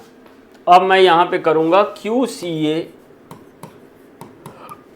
इक्वल टू डेल्टा UCA यानी +8 -3, यानी 8 में से 3 गया तो +5 किलो जूल पर मोल। इस तरह से मेरा जो आंसर सही हो जाएगा वो सेकंड। देख लीजिए, नेक्स्ट क्वेश्चन की तरफ चलते हैं। Question number 70, the standard reaction gives energy for the chemical reaction at an absolute temperature T is given by, इस इक्वेशन से दिया गया, अब ये इक्वेशन लोग पहचान गए, गिब्स हेल्महोल्ट्ज इक्वेशन दी गई है, delta G equal to delta H minus delta ST, इससे ये कोरिलेट किया गया। अब वो कह रहा है A and B are non zero constant, which of the following is true about this reaction. अब यहाँ पे दिया हुआ है अगर A 0 से बड़ा हो, A किसको रिप्रेजेंट कर रहा है, डेल्टा H को, तो डेल्टा H 0 से बड़ा है यानी डेल्टा H पॉजिटिव है, तो डेल्टा H पॉजिटिव है तो रिएक्शन कैसी होगी, एंडोथर्मिक। यहाँ लिखा है एक्सोथर्मिक, गलत हो गया। अब डेल्टा A कम है 0 से तो लिख रहा है एंडोथर्मिक, होना क्या चाहिए, एक्सोथर्मिक। डेल्टा मतलब A कम है 0 से तो डेल्टा H 0 से कम है तो डेल्टा H मतलब निगेटिव है तो एक्सोथर्मिक होना चाहिए, तो ये भी गलत है। A बड़ा है 0 से यानी डेल्टा H बड़ा है 0 से तो डेल्टा H पॉजिटिव है, एंडोथर्मिक सही है। B छोटा है 0 से, एक्सोथर्मिक, B कुछ बताता ही नहीं है क्योंकि वो तो एंट्रोपी चेंज है, एक्सोथर्मिक एंडोथर्मिक बताएगा ही नहीं, तो इससे कोई लेना देना नहीं है, तो 70 का थर्ड ऑप्शन सही होगा। क्वेश्चन नंबर 71, क्रोमेटोग्राफी दी गई है। अब क्रोमेटोग्राफी दो तरह की होती है, एक एड्सॉर्प्शन क्रोमेटोग्राफी, एक पार्टीशन क्रोमेटोग्राफी। एड्सॉर्प्शन क्रोमेटोग्राफी में दो आती हैं, कॉलम क्रोमेटोग्राफी और थिन लेयर क्रोमेटोग्राफी, और पार्टीशन क्रोमेटोग्राफी में आती है पेपर क्रोमेटोग्राफी। तो ये मुझसे कह रहा है कि chromatography technique is based on principle of differential adsorption, तो एड्सॉर्प्शन में तो ये दो आती हैं, तो A and B only fourth option हो जाएगा 71 का, 71 का फोर्थ ऑप्शन हो जाएगा। नेक्स्ट क्वेश्चन हमारे पास आ रहा है, मैच करना है CHCl3 और C6H5NH2, NCERT में दिया हुआ, ये नॉर्मल डिस्टिलेशन से इसको सेपरेट करते हैं कि उनके बॉइलिंग पॉइंट में लगभग 100 डिग्री का अंतर होता है, तो बॉइलिंग पॉइंट में 40 से ज़्यादा अगर डिफरेंस है तो सिंपल डिस्टिलेशन लोगे। और अगर हम लोग यहाँ पर देखें, ये है हेक्सेन, ये है हमारा पेंटीन, नहीं पेंटेन, हेक्सेन और पेंटेन के बॉइलिंग पॉइंट में थोड़ा बहुत डिफरेंस होगा, तो इस वजह से इसको हम लोग करेंगे डिफरेंशिएट फ्रैक्शनल डिस्टिलेशन से। तो A का थर्ड देखो दो जगह है, तो B का आ जाएगा फोर्थ, तो B का फोर्थ किस में है, सेकंड में, तो सेकंड ऑप्शन होना चाहिए। आगे भी चेक कर लेते हैं, ये एनलीन और वाटर का जो डिफरेंस है वो स्टीम डिस्टिलेशन से, तो C का फर्स्ट हो जाएगा, तो यहाँ पे C का फर्स्ट है। ऑर्गेनिक कंपाउंड अगर O2 वाटर में घुला है तो फिर हम लोग डिफरेंशियल एक्सट्रैक्शन एक चीज़ होती है। डिफरेंशियल एक्सट्रैक्शन में क्या होता है, जैसे मान लो एसिटिक एसिड वाटर में घुला, तो अगर एसिटिक एसिड वाटर में घुला है और बेंजीन में एसिटिक एसिड ज़्यादा घुलता है, तो अगर हम बेंजीन मिलाएंगे वाटर में और शेक करेंगे तो वाटर और बेंजीन तो इमिसिबल है, एसिटिक एसिड वाटर से निकल के बेंजीन में आ जाएगा, तो इस तरीके से धीरे धीरे हम लोग एक्सट्रैक्ट कर लेंगे, तो डी में हमारा सेकंड हो जाएगा, तो ऑप्शन नंबर सेकंड सही हो जाएगा। क्वेश्चन नंबर 73, आरएस कॉन्फ़िगरेशन बताना है हमको। आरएस कॉन्फ़िगरेशन में आपने पता किया है कि हम लोग कैन इन गोल्ड रूल के अकॉर्डिंग चलते हैं, और ये इन दोनों कार्बन को हम देख रहे हैं कायरल है, इधर OH है, इधर कार्बोक्सिलिक ग्रुप है, इधर H है, इधर कॉम्प्लिकेटेड ग्रुप है, तो इन कायरल में क्योंकि कार्बोक्सिलिक ग्रुप से नंबरिंग स्टार्ट होगी, तो ये 1 है, ये 2 है, ये 3 है, ये 4 है, 1 2 3 4। अब इसमें 1 2 3 4 में हम लोग मान लो थर्ड को पहले चेक करें कि ये R है या S है। आपको पता अगर हाइड्रोजन वर्टिकली प्रेजेंट हो या लोएस्ट पीरियोडिटी वर्टिकली प्रेजेंट हो तो क्लॉकवाइज में R होता है, एंटी क्लॉकवाइज में S होता। अगर हाइड्रोजन या लोएस्ट पीरियोडिटी हॉरिजॉन्टल हो तो क्लॉकवाइज में S होता है और एंटी क्लॉकवाइज में R होता है, उल्टा हो जाता है। तो चलिए चेक कर लेते हैं। देखो Cl का एटॉमिक नंबर सबसे ज़्यादा, तो इसकी पीरियोडिटी फर्स्ट है। अब इधर भी कार्बन है, इधर भी कार्बन है, इस कार्बन से 3 है जुड़े हैं, टोटल एटॉमिक नंबर 3 है, इधर O जुड़ा है, C जुड़ा है, तो 8 तो इसका हो गया, 6 इसका हो गया, 14 हो गया, तो ये सेकंड पीरियोडिटी पे आएगा। और ये थर्ड पीरियोडिक पे आएगा, तो जो मूवमेंट है वो ऐसे होगा, यानी एंटी क्लॉकवाइज। और हाइड्रोजन हॉरिजॉन्टल पोजीशन पे है तो ये आर हो जाएगा सर, ये सर मेरा आर हो गया।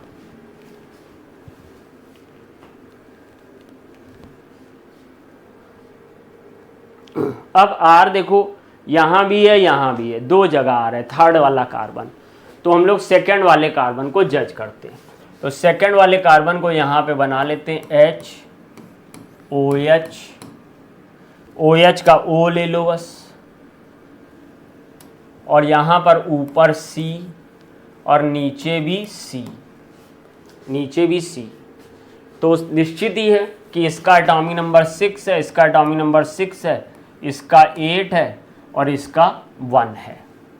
तो जो हाईएस्ट पीरियोडिटी है वो मिलेगा O को 1।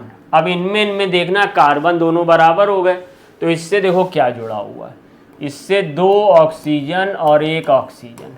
तो एटॉमिक नंबर 8 + 8 + 8, एटॉमिक नंबर देखो डबल बॉन्ड को 2 बार जोड़ते हैं तो ये 24 आया।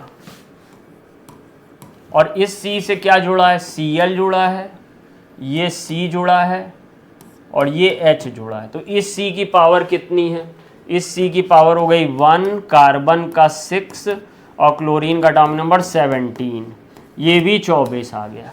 तो एटॉमिक नंबर में तो दोनों बराबर पोजीशन पे छूट रहे हैं। तो जब एटॉमिक नंबर से फैसला नहीं होता तो एटॉमिक वेट से फैसला किया जाता। तो एटॉमिक वेट से फैसला करेंगे तो ऑक्सीजन, एक ऑक्सीजन का 16, 3 ऑक्सीजन का 48, तो ये 3 ऑक्सीजन का जो पावर आ रही है 48 आ रही है वेट के टर्म्स में। इसका मोलर मास 1, कार्बन का मोलर मास 12 और क्लोरीन का मोलर मास 35.5।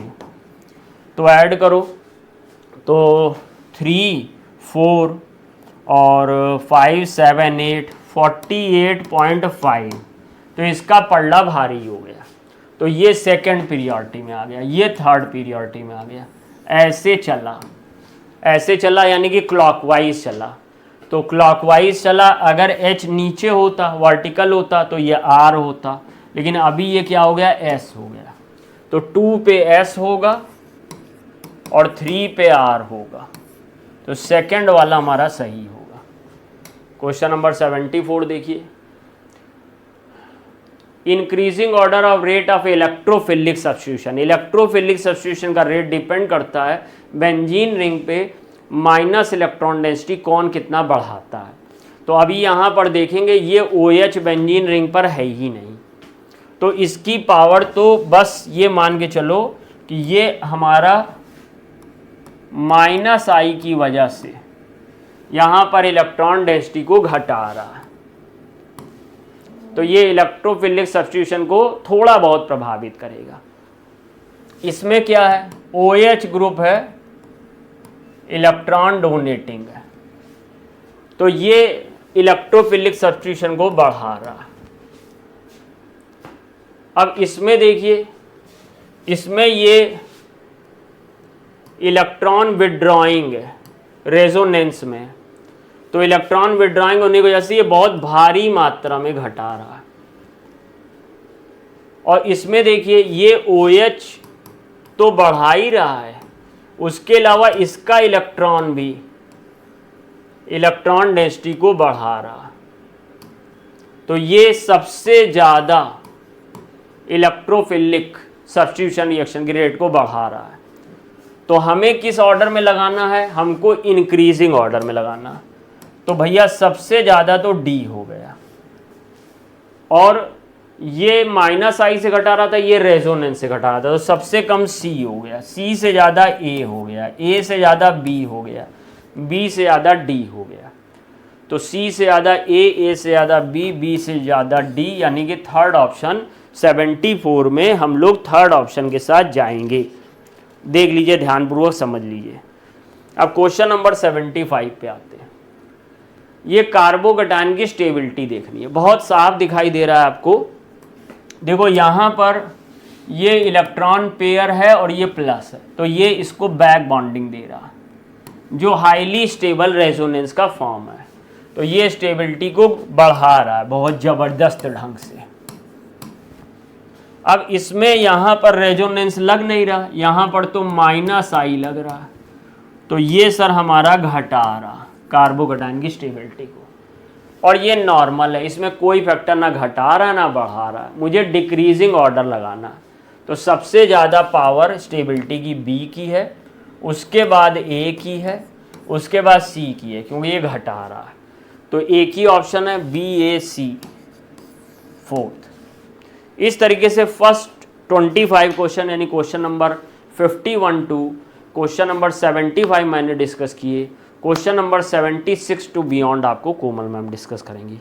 तो थैंक यू बच्चों, इसी तरीके बने रहिए हम लोग के साथ। So good evening to all of you. तो आपने केमिस्ट्री पोर्शन 51 से लेकर 75 तक किया डिस्कशन संजीव सर के साथ। आगे के क्वेश्चन ऑनवर्ड्स 100 आप करेंगे हमारे साथ। तो हम स्टार्ट करते हैं क्वेश्चन नंबर 76 से। The major product of the following reaction is, आपको एक फिनॉल का डेरिवेटिव दिया गया है और यहाँ पर क्या कराया गया है आप देख सकते हैं, यहाँ नाइट्रेटिंग मिक्सचर लिया गया है। इसका मतलब है यहाँ पर कराया जा रहा है नाइट्रेशन। तो नाइट्रेशन के बाद क्या बनेगा, यहाँ पर NO2 group as a nucleophile आके अटैक करेगा। अब ये बताना है आपको कि ये फिनॉलिक ग्रुप है। फिनॉलिक ग्रुप कैसा होता है, +M होता है। +M कैसे होता है, आर्थो पैरा डायरेक्टर्स होते हैं। इसका मतलब है कि NO2 आर्थो और पैरा पे लगना चाहिए। यहाँ पर आपसे मेजर प्रोडक्ट पूछ रहा है, तो मेजर प्रोडक्ट में OH एन इस पोजीशन पे लगा है CH3 और ये मेटा पे लगा है हमारा NO2। हम जानते हैं कि मेजर हमारा होता है पैरा वाला, तो पैरा पे आके ये NO2 क्या कर जाएगा, लग जाएगा। तो देखिए कौन सा आंसर आपके साथ मैच कर रहा है क्वेश्चन नंबर 76 के लिए। तो 76 में दिया गया है जिसमें पैरा में आपने इंट्रोड्यूस कराया है, ये हो जाएगा हमारा मेजर प्रोडक्ट। तो third will be the answer. Next चलते हैं, the increasing order of nucleophilicity of the following species. आपके पास कुछ स्पीसीज दी गई हैं और न्यूक्लियोफिलिसिटी पावर मतलब कि डोनेटिंग देयर नेगेटिव चार्ज या इलेक्ट्रॉन्स, ये हमें देखना है कि कौन अच्छे से अपने लोन पेयर्स को डोनेट कर सकता है या नेगेटिव चार्ज को डोनेट कर सकता है। तो इस सीरीज में अगर देखें तो यहाँ पर है CH3 COO-, नेक्स्ट है H2O, यहाँ लोन पेयर ऑफ वाटर है, सबसे लीस्ट होगी लोन पेयर के थ्रू है। यहाँ पर है CH3SO3-, मतलब कि ऑक्सीजन पे नेगेटिव चार्ज एंड O-। अच्छा, मुझे पता है कि जब एक ही एटम पे नेगेटिव या लोन पेयर हो तो जिनमें नेगेटिव चार्ज होता है उनकी न्यूक्लियोफिलिसिटी पावर ज़्यादा होती है as compare to lone pairs. तो सबसे कम तो हमारा हो गया वाटर, क्योंकि सभी में ऑक्सीजन पे नेगेटिव चार्ज की वजह से न्यूक्लियोफिलिसिटी है, जबकि यहाँ पर हमारे वाटर में लोन पेयर की वजह से। तो सबसे कम हो जाएगा हमारा सेकेंड वाला। अब हमें पता है कि जिसमें +I लगा है वो डोनेटिंग है, अब नेगेटिव चार्ज है, नेगेटिव चार्ज को घटाएगा। और यहाँ पर OH की बात करें तो यहाँ पर कोई भी ऐसा ग्रुप नहीं लगा है जो इस नेगेटिव चार्ज को घटाए या बढ़ाए। तो यहाँ पर सबसे ज़्यादा जो हमारी न्यूक्लियोफिलिसिटी हो जाएगी बिना किसी हिंड्रेंस के, वो हो जाएगी फोर्थ वाले में। देन फोर्थ के बाद हम चलेंगे कार्बोक्सिलेट आयन पे, तो फोर्थ के बाद हो जाएगी फर्स्ट। अब बचा क्या हमारा, बच रहा है थर्ड। इसका मतलब है ये सीक्वेंस आएगा हमारी न्यूक्लियोफिलिसिटी पावर का। तो चलिए चेक करते हैं कहाँ पर दिया गया है। सबसे ज़्यादा fourth, then first, then third, then second. तो मुझे पहला ही ऑप्शन मिल रहा है, तो first will be the right answer for question number 77। Next एक सेट वाली रिएक्शन दी गई है जिसमें हमें A और B को आइडेंटिफाई करना है। हमने लिया है टोल्विन।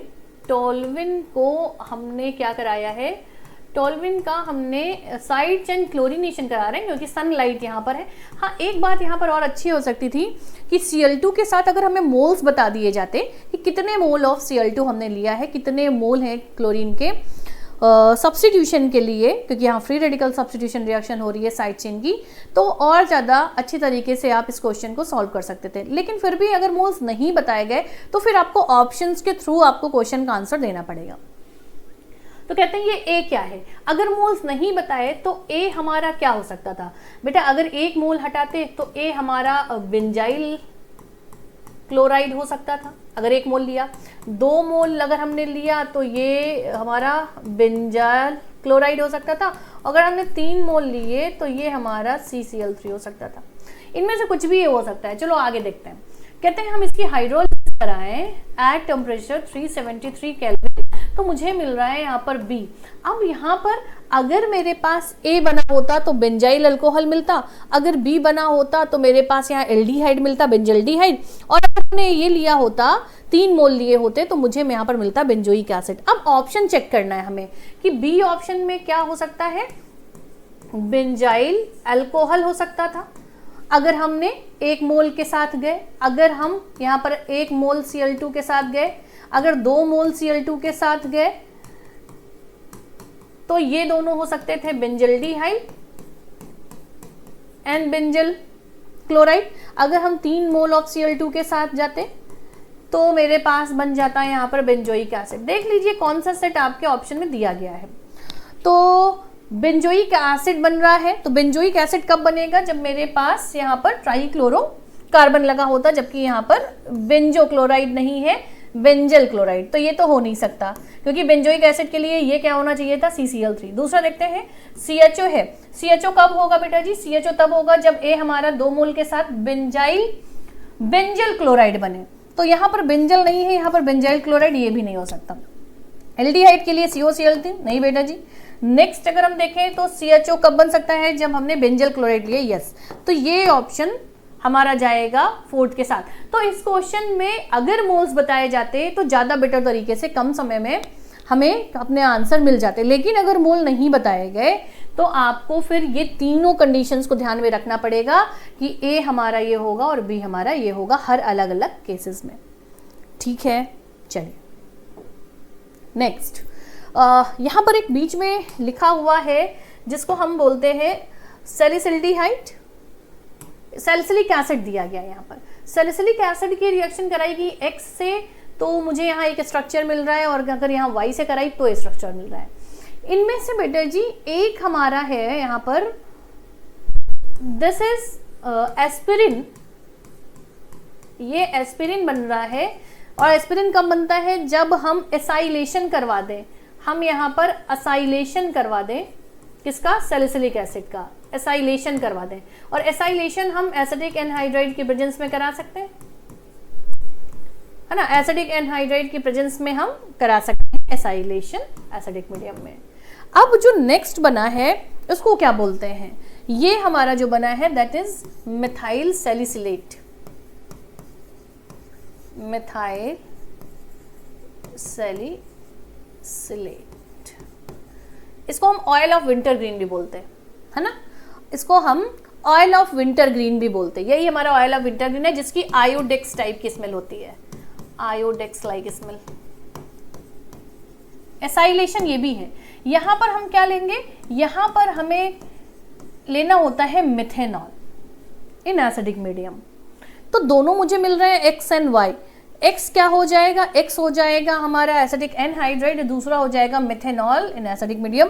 तो हम जाएंगे सेकेंड ऑप्शन के साथ। यहाँ पर दोनों ही रिएक्शन से यूजफुल तरह की हमें प्रोडक्ट मिलते हैं। मिथाइल सैलिसिलेट जिसकी आयोडेक्स लाइक स्मेल होती है, ऑयल ऑफ विंटर ग्रीन भी बोलते हैं, और दूसरा अगर हम एसाइलेशन कराते हैं CH3CO का ट्वाइस O मतलब एनहाइड्राइड के साथ तो मुझे मिलता है एस्पिरिन, जो कि एक क्या है, पेन किलर है, मतलब जिसको हम एनाल्जेसिक बोलते हैं। एंटीपायरेटिक है, मतलब कि फीवर के अगेंस्ट दी जाती है, और एंटी इन्फ्लामेटरी भी है। इन्फ्लामेशन अगर है तो उसके भी अगेंस्ट हम इसको दे सकते हैं।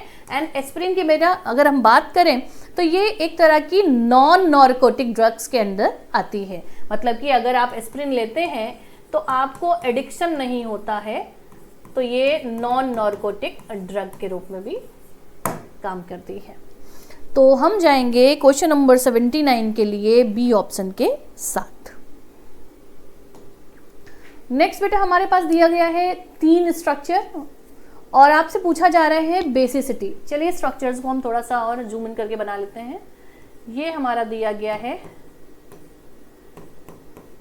लोन पेयर के साथ, lone pair single double, lone pair single double. Pyrrole, ये है pyrrole, and this is pyridine, और ये है पिपरिडीन।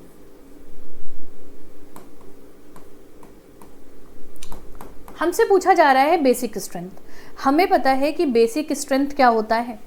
बेसिक स्ट्रेंथ की जब हम बात करते हैं तो कहते हैं कि बेसिक स्ट्रेंथ वो बढ़िया जिसमें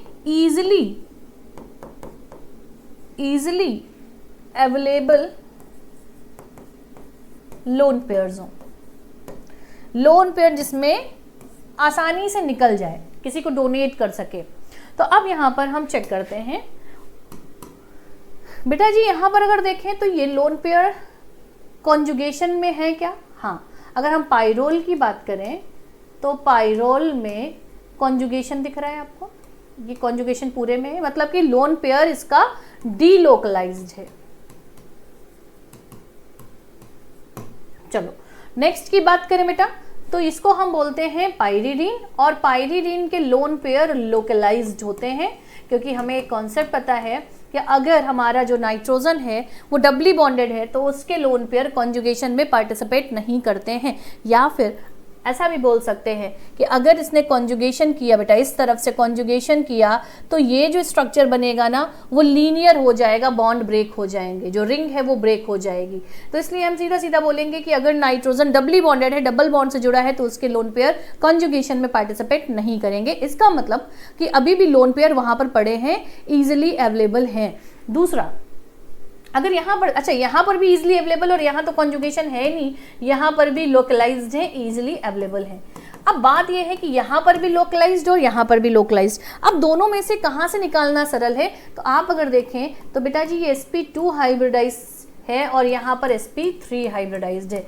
इलेक्ट्रोनेगेटिविटी यहाँ पर ज़्यादा है, इसलिए यहाँ से निकालना थोड़ा सा टफ होगा एज कम्पेयर टू पिपरिडीन। इसका मतलब सबसे बढ़िया जो बेसिक हो जाएगा दैट इज पिपरिडीन। अगर 1 2 3 लिख लें हम इसको, तो सबसे बढ़िया हमारा हो जाएगा थर्ड, देन हमारा हो जाएगा सेकंड, और सबसे लास्ट में हो जाएगा पाइरोल। और पाइरोल तो वैसे भी हम बोलते हैं स्लाइटली एसिडिक होता है, मतलब कि बेसिसिटी इसकी बहुत कम होती है।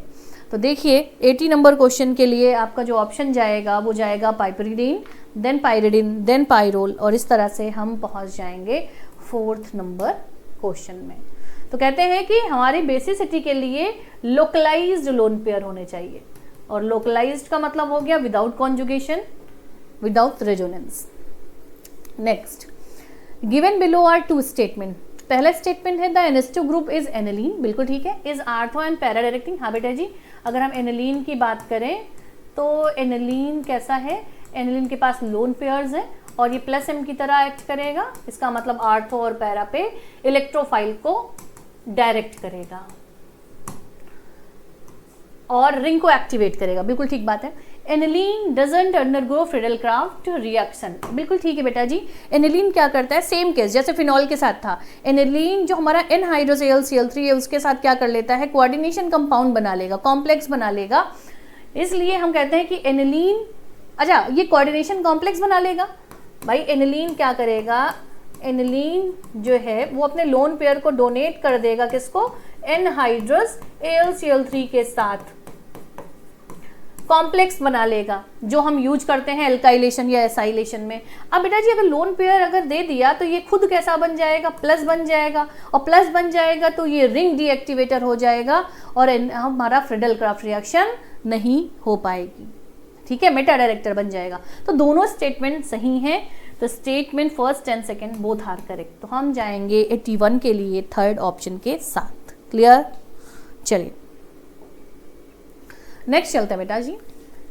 यहाँ पर कुछ नेमिंग रिएक्शंस लिखी हुई हैं और कुछ यहाँ पर रिएजेंट लिखे हुए हैं। यहाँ लिखा है कॉन्सेंट्रेटेड KOH, तो हॉफमैन डिग्रेडेशन, क्लीमेंसन रिडक्शन। तो क्लीमेंसन रिडक्शन हमें पता है कि क्या होता है? जिंक अमलगम और HCl। हॉफमैन डिग्रेडेशन में हम इसको बोरोडिन भी बोलते हैं, तो ब्रोमीन के साथ NaOH के साथ हॉफमैन डिग्रेडेशन।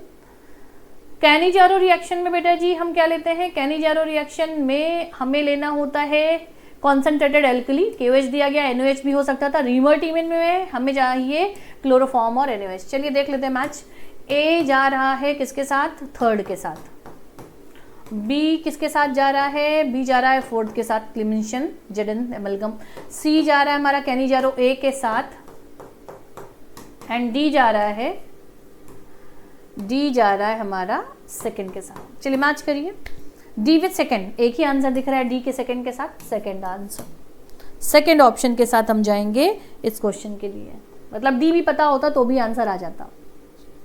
चलिए 83 नंबर क्वेश्चन में एनिलीन में हमने नाइट्रेशन कराया है, और नाइट्रेशन कराया है तो हमें पता है कि aniline being more activator group, ये क्या करता है, आर्थो और पैरा के साथ साथ ये मेटा पर भी नाइट्रेशन करवाता है due to presence of anilinium ion. हम कहते हैं एसिडिक मीडियम अगर है तो ये एनिलीनियम आयन भी बनाता है विच इज मेटा डायरेक्टिंग, और मेटा डायरेक्टिंग होने के साथ साथ ये तीनों बनाएगा। सबसे ज़्यादा कौन बनाता है, सबसे ज़्यादा होता है यहाँ पर para, para is a major, लेकिन उसके बाद मेटा बनता है और आर्थो ये सिर्फ 2% बनता है, तो आर्थो जो है वो सबसे कम बनता है। तो इस हिसाब से यहाँ पर अराउंड 52 या 58% पैरा, एंड यहाँ पर आता है मेटा 43 या 48% और ऑर्थो 2% होता है यहाँ पर, है ना। एग्जैक्ट आपको एनसीईआरटी में इसका डेटा मिल जाएगा। तो पैरा, मेटा और आर्थो, तो सबसे ज़्यादा C and B A, C B A first option में है। What is the correct sequence of reagent used for the converting nitrobenzene into meta-dibromobenzene? अच्छा, मेटा-डाइब्रोमोबेंजीन को बनाना है, और कहाँ से बनाना है, नाइट्रो से। चलो बनाते हैं। मेरे पास है नाइट्रो, और मुझे पता है कि मेटा पे जानी है चीज़ें, तो नाइट्रो खुद भी कैसा है, ये -m होता है और मेटा डायरेक्टर होता है। मतलब कि अगर ब्रोमो चाहिए तो यहीं से पहले हम इसका ब्रोमिनेशन करवा लें जिससे कि मेटा पे ब्रोमीन आ जाए। तो हम यहाँ पर ब्रोमिनेशन करवाते हैं Br2 और एनहाइड्रस लुइस एसिड की प्रेजेंस में, और हमें मिल जाएगा यहाँ पर मेटा पोजीशन पे ब्रोमो। अब बेटा जी यहाँ पर देखते हैं कि एक ही रिएक्शन है जहाँ पर ब्रोमीन और Fe से शुरुआत की गई है। फिर कहते हैं कि नाइट्रो को अगर हम चेंज कर लें, भाई ब्रोमीन लाना है तो डायरेक्ट तो कोई ऐसा मेथड नहीं लिखा हुआ है। हाँ, यहाँ पर SnHCl लिखा है। अगर नाइट्रो का रिडक्शन करा दें SnHCl का तो मुझे मिल जाती है प्राइमरी अमीन। यहाँ पर ये बदल जाएगा NH2 में और ब्रोमो रहेगा। अभी बेटा जी NH2 को पूरी तरह से हटाना है तो हम इसका डाईएजोटाइजेशन करा सकते हैं क्या? NaNO2 और HCl की प्रेजेंस में हम यहाँ पर बना सकते हैं N2Cl और साथ में ब्रोमीन। अब N2Cl बेटा जी डाइजोनियम सॉल्ट बन गया है, और डाइजोनियम सॉल्ट हटा के अगर ब्रोमीन लगाना हो तो हम गैटरमैन या सैंडमेयर रिएक्शन करा सकते हैं। Cu2Cl2 या CuBr यहाँ पर दिया गया है, HBr करा सकते हैं। इट इज गैटरमैन रिएक्शन, और गैटरमैन रिएक्शन से क्या हो जाएगा, N2Cl रिप्लेस बाई ब्रोमीन, और यहाँ पर ब्रोमीन था ही तो डाई ब्रोमो मुझे मिल जाएगा जो मुझे चाहिए था। तो यस, मेरा जो सीक्वेंस है वो सेकेंड ऑप्शन में दिया गया है। Which structure of protein remain intact after coagulation of egg white on boiling? बेटा जी इसको हम डीनेचुरेशन ऑफ प्रोटीन भी बोल सकते हैं क्या? क्या हम इस प्रोसेस को डीनेचुरेशन ऑफ प्रोटीन बोलेंगे? यस मैम, ये डीनेचुरेशन ऑफ प्रोटीन है। यहाँ पर जब हम डीनेचुरेशन कराते हैं तो जो प्रोटीन के सेकेंडरी और टर्सरी क्वाटर्नरी स्ट्रक्चर होते हैं वो ओपन हो जाते हैं, जो क्वाइल्ड होते हैं वो ओपन हो जाती हैं, सिर्फ और सिर्फ रह जाता है प्राइमरी स्ट्रक्चर, सिंपलेस्ट स्ट्रक्चर। तो इंटैक्ट का मतलब होता है कि जहाँ पर कोई फर्क ना पड़े, रिमेन सेम रहे, तो वो हो जाएगा हमारा प्राइमरी स्ट्रक्चर ऑफ प्रोटीन, जो कि सबसे बेसिक और सिंपलेस्ट स्ट्रक्चर है। कुछ यहाँ पर अमाइनो एसिड्स दी गई हैं नेचुरल, और उनको एब्रीवेट करते हैं हम किससे, ये हमसे पूछा गया है। तो चलिए, glutamic acid is abbreviated by E, ये आपको एनसीईआरटी के डेटा से मिलेगा। ग्लूटामाइन इज क्यू, टायरोसिन को हम करते हैं वाई से, एंड ट्रिप्टोफैन को हम करते हैं डब्ल्यू से डिनोट।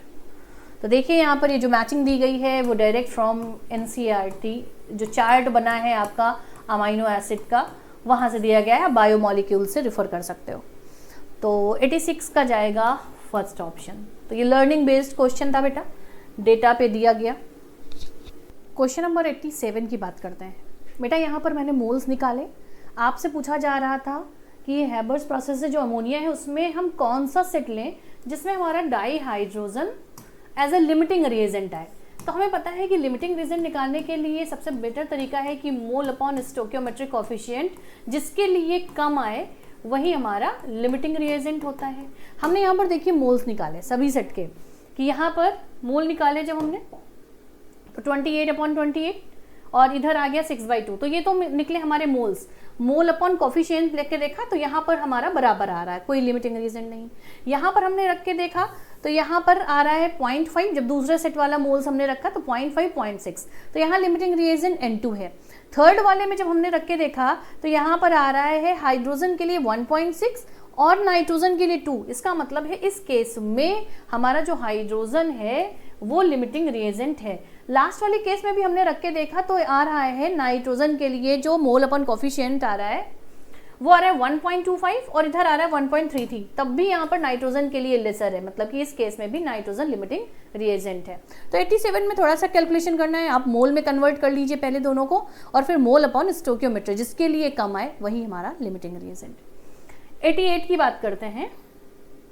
पूछ रहा है कि according to wave particle duality of matter by de Broglie which of the following graph plot present most appropriate relation between wavelength lambda and momentum of electron.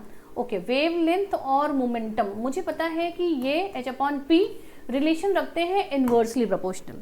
अगर हम बात करें डी ब्रोगली की वेवलेंथ की तो ये कैसे रखते हैं, lambda is equals to h/p होता है। इसका मतलब है कि अगर हम लैम्डा बढ़ाएंगे तो हमारा मोमेंटम जो है वो कम होगा। अब कौन सा प्लॉट हम बनाएं, तो यहाँ पर जो प्लॉट बनाए गए हैं वो लैम्डा वर्सेस हमें बनाने हैं p। तो बेटा जी लैम्डा अगर हमारा बढ़ रहा है तो हमारे p की वैल्यू क्या हो जाएगी, p नहीं इवन 1/p हम बनाए, रेसिप्रोकल है 1/p मतलब घटेगा, तो ये कुछ प्लॉट आएगा ऐसे करके। तो ये हमारा दिया गया है थर्ड ऑप्शन में जो बता रहा है इनवर्सली रिलेशन को। Which compound exhibit maximum dipole moment among the following. Dipole moment maximum किस में होगा ये बता रहा है। तो बेटा जी यहाँ पर देखिए, यहाँ पर पैरा पोजीशन पर एंगल हमारा कितना है, एंगल हमारा 0 डिग्री है। इसका मतलब है मैक्सिमम एंगल 0 नहीं, मैक्सिमम एंगल पे हम बोल सकते हैं हमारा 180 डिग्री का एंगल है। यहाँ पर ये सिमेट्रिकल है और सिमेट्रिकल की वजह से जो इनका वेक्टर क्वांटिटीज होंगी वो सबसे ज़्यादा रिजल्टेंट को रखेंगी। तो यहाँ पर दोनों पैरा पोजीशन पे है, सिमेट्री से लेके हम बता सकते हैं। अगर कोई सिमेट्रिकल है तो डाइपोल मोमेंट उसका कैसा हो जाएगा, मैक्सिमम हो जाना है। तो 89 के लिए हम जाएंगे सेकेंड ऑप्शन के साथ। नेक्स्ट में number of molecules ion from the following in which the central atom is involve in sp2 hybridisation इज। कहते हैं कितने लोग हैं जिनमें sp3 हाइब्रिडाइजेशन है। NO3 का अगर हम निकालें तो NO3 का निकलेगा हमारा sp2, BCl3 भी आप निकाल के देखेंगे तो ये भी sp2, ClO2 माइनस ये आएगा आपका sp3। और यहाँ पर बेटा इस केस में 3 सिग्मा और एक जो इसका इलेक्ट्रॉन होता है वो भी हम यहाँ पर जुड़ते हैं।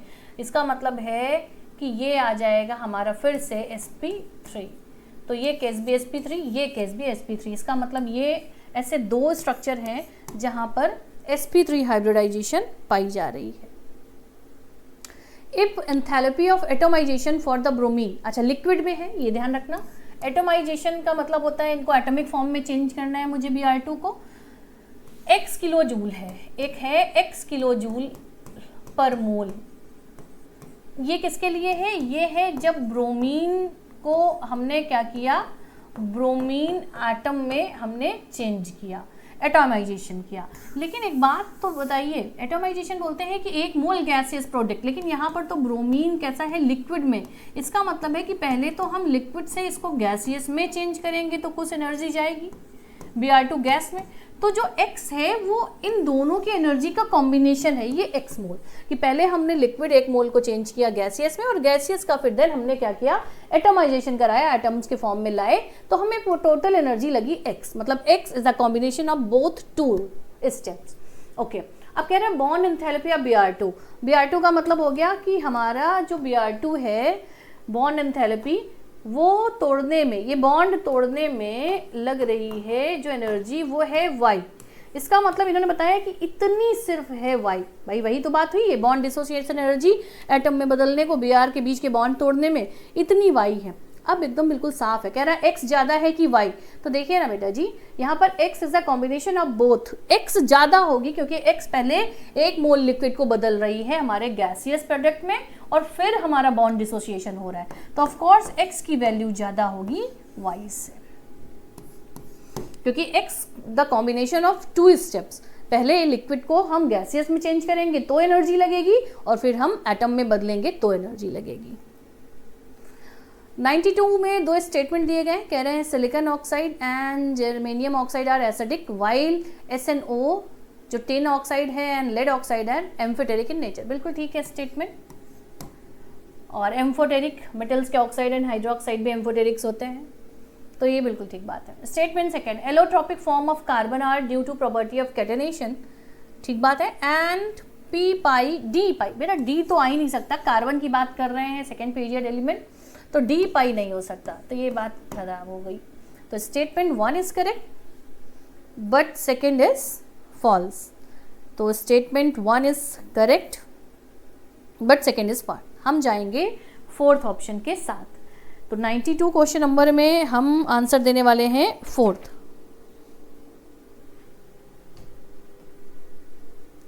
Aluminium chloride in acidified aqueous solution form an ion having geometry. बेटा कोऑर्डिनेशन से है, कह रहा है कि एल्यूमिनियम अगर एक्वस वाटर के साथ रिएक्ट करे तो क्या बनाएगा। तो बेटा 3 तरह के स्ट्रक्चर्स यहाँ पर पॉसिबल हैं, लेकिन तीनों में ही जो आपका जो कोऑर्डिनेशन नंबर आएगा है वो होगा 6, और 6 के लिए हम जानते हैं ज्योमेट्री कैसी होती है, ऑक्टाहेड्रल।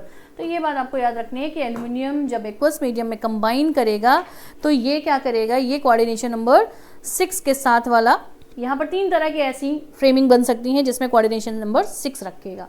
तो यहाँ पर ऑक्टाहेड्रल स्ट्रक्चर एल्यूमिनियम जब एक्वस मीडियम में आएगा तब बनाएगा। Consider the following standard electrode potential in aqueous solution. Element aluminium और थैलियम के लिए +3 से +m और +m से m 2 तरह के इलेक्ट्रोड पोटेंशियल दिए गए हैं और आपको बताना है कौन सा करेक्ट है। पहले हम स्टेटमेंट पढ़ते हैं। Tl+ is more stable then Al+, plus की बात करी जा रही है, ठीक। तो Tl+ इज मोर स्टेबल, हाँ हमें पता है, मोर द नेगेटिव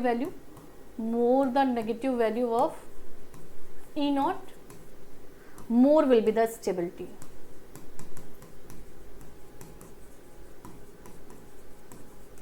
तो देखिए Tl+ के लिए नेगेटिव वैल्यू ज़्यादा किसमें है, थैलियम की, तो थैलियम प्लस ज़्यादा स्टेबल है एल्यूमिनियम प्लस से, ये बात एकदम ठीक है। अगर एल्यूमिनियम प्लस के लिए 3+ के लिए बोला जाता कि Al3+ या Tl3+ में कौन ज़्यादा स्टेबल होता, तो देखो नेगेटिव वैल्यू 3+ के लिए एल्यूमिनियम की ज़्यादा, उस केस में एल्यूमिनियम 3+ ज़्यादा स्टेबल हो जाता, ठीक। तो फर्स्ट ऑप्शन ही हमारा मिल गया है, तो फर्स्ट ऑप्शन के साथ हम जाने वाले हैं। The electronic configuration of Cu second is 3d9 whereas that of Cu first is 3d10, which of the following is correct. तो बेटा जी आपको बताना है कि Cu सेकेंड में +2 में 3d9 है जबकि Cu फर्स्ट ऑक्सीडेशन में 3d10 है। वो इसलिए है क्योंकि हम किसी भी कंडीशन में तो कॉपर +2 इज मोर स्टेबल, ये स्टेटमेंट है जो आपको बताना है।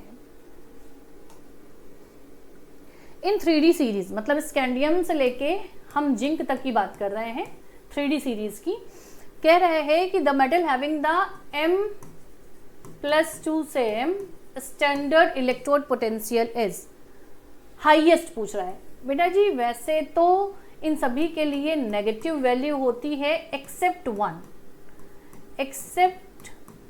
One and this is copper. तो copper is the exceptional case जिसमें पॉजिटिव वैल्यू होती है, बाकी सभी के लिए नेगेटिव वैल्यू होती है। तो हाईएस्ट की बात करेंगे तो पॉजिटिव वैल्यू के साथ हमारा जो कॉपर है वो हाईएस्ट वैल्यू रखेगा M2+ से M में जाने के लिए। Presence of which reason will affect the reversibility of the following reaction. अगर हम ध्यान से देखें तो बेटा जी it is the iodination of alkane, ये है आयोडोनेशन ऑफ एल्केन जो कि फ्री रेडिकल सब्स्टिट्यूशन का एग्जाम्पल है। ये है FR-SR का example, free radical substitution reaction है। कहते हैं कि रिएक्टिविटी जो है आयोडीन की वो बहुत स्लो है। Fluorine, chlorine, bromine and iodine, halogen की रिएक्टिविटी देखें तो बहुत स्लो है आयोडीन, इतना स्लो कि वो रिएक्शन को रिवर्सिबल कर देता है। कहता है कि अगर रिवर्सिबल ना करना हो, कहते हैं अफेक्ट द रिवर्सिबिलिटी, अगर हमें रिवर्सिबल ना करना हो, इरिवर्सिबल में चेंज करना हो, तो कहते हैं कि हम यहाँ पर कोई सा ऑक्सीडाइजिंग एजेंट यूज कर सकते हैं, जैसे HNO3 यूज कर सकते हैं या फिर आयोडिक एसिड यूज कर सकते हैं, है ना। ये क्या करते हैं, ये इस HI को I2 में क्या कर देते हैं, ऑक्सीडाइज कर देते हैं और अल्टीमेटली HI की कॉन्सेंट्रेशन को कम कर देते हैं। और HI की जो कॉन्सेंट्रेशन कम हो गई तो अकॉर्डिंग टू द ली चेटेलियर्स, जिस तरफ की कॉन्सेंट्रेशन हम घटा रहे हैं रिएक्शन उधर ही प्रोसीड करती है, मतलब कि reaction moves forward direction in the direction of CH3I। तो हम यहाँ पर क्या ले सकते हैं, यहाँ पर डाइल्यूट नहीं, हमें कॉन्सेंट्रेटेड HiO3 आयोडिक एसिड या फिर यहाँ पर HNO3 भी होता तो भी सही होता। तो it is the आइडो form of alkene. Glucose और गैलेक्टोज की जब स्ट्रक्चर देखेंगे तो कहते हैं कि लगभग सेम होते हैं, सिर्फ एक पोजीशन को छोड़ के। और बेटा जी आपको ये याद करके रखना है, वो एक पोजीशन है हमारी C4 की पोजीशन। जब बायोमोलिक्यूल में स्ट्रक्चर्स देखेंगे तो C4 में कॉन्फ़िगरेशन चेंज होता है, बाकी हर जगह जैसा ग्लूकोज का स्ट्रक्चर होता है ओपन चेन वाला, वैसा ही हमारा गैलेक्टोज का स्ट्रक्चर होता है। ओके, चलते हैं नेक्स्ट क्वेश्चन की तरफ। 99 नंबर क्वेश्चन में आपसे कुछ कॉम्प्लेक्स दिए हैं और कुछ कलर। बेटा जी फिर से ये आपका लर्निंग वाला पोर्शन हो गया, आपको याद करना है। यहाँ पर जैसे आयरन का यहाँ पर दिया गया पहला वाला कलर फेरिफेरोसाइनाइड, सबको पता है किस कलर का होता है, पर्शियन ब्लू होता है ना। अब फेरिक नाइट्रोथायोप्रोसाइड दिया गया है, आयरन का थायोनाइट्रोप्रोसाइड दिया गया है जिसका कलर होता है वायलेट, वायलेट कलर की नोज। ये क्वालिटेटिव क्वांटिटेटिव का क्वेश्चन बेटा जी। फेरिक थायोसाइनेट जिसका ब्लड रेड कलर होता है और जो ये बात का कंफर्मेशन भी करता है कि हमारे जो ऑर्गेनिक कंपाउंड है उसमें नाइट्रोजन और सल्फर दोनों ही प्रेजेंट है। एनालिसिस का क्वेश्चन है ammonium phosphomolybdate which have yellow colour, canary yellow भी बोलते हैं। तो A जाएगा थर्ड के साथ, B जाएगा 1 के साथ, C जाएगा सेकंड के साथ एंड D जाएगा 4th के साथ। तो क्वालिटेटिव क्वांटिटेटिव का क्वेश्चन है ये। विच of the following aqueous solution will exhibit highest boiling point. बेटा जी हम यहाँ पर देख लें, जिसके लिए I फैक्टर ज़्यादा होगा, वांट ऑफ फैक्टर ज़्यादा होगा, उसके लिए ये वैल्यू भी ज़्यादा होगी। तो यहाँ पर देखिए टोटल कितना है I, यहाँ पर I की वैल्यू है 3, 2 1 3, यहाँ पर है 2, इनके लिए है 1। इसका मतलब है I की वैल्यू जिसके लिए ज़्यादा है उसके लिए हमारा जो बॉइलिंग पॉइंट का वैल्यू होगी वो भी ज़्यादा हो जाएगी। तो मुझे लगता है ये थे आपके 100 क्वेश्चन। आज का पेपर अच्छा था, कॉन्सेप्चुअल था और आई होप कि आपने बहुत सारे क्वेश्चन सही किए होंगे और जो आपने सिली मिस्टेक की उनको आप दोबारा रिपीट नहीं करेंगे। इसी के साथ मिलते हैं किसी नेक्स्ट डिस्कशन को लेके। Thank you so much.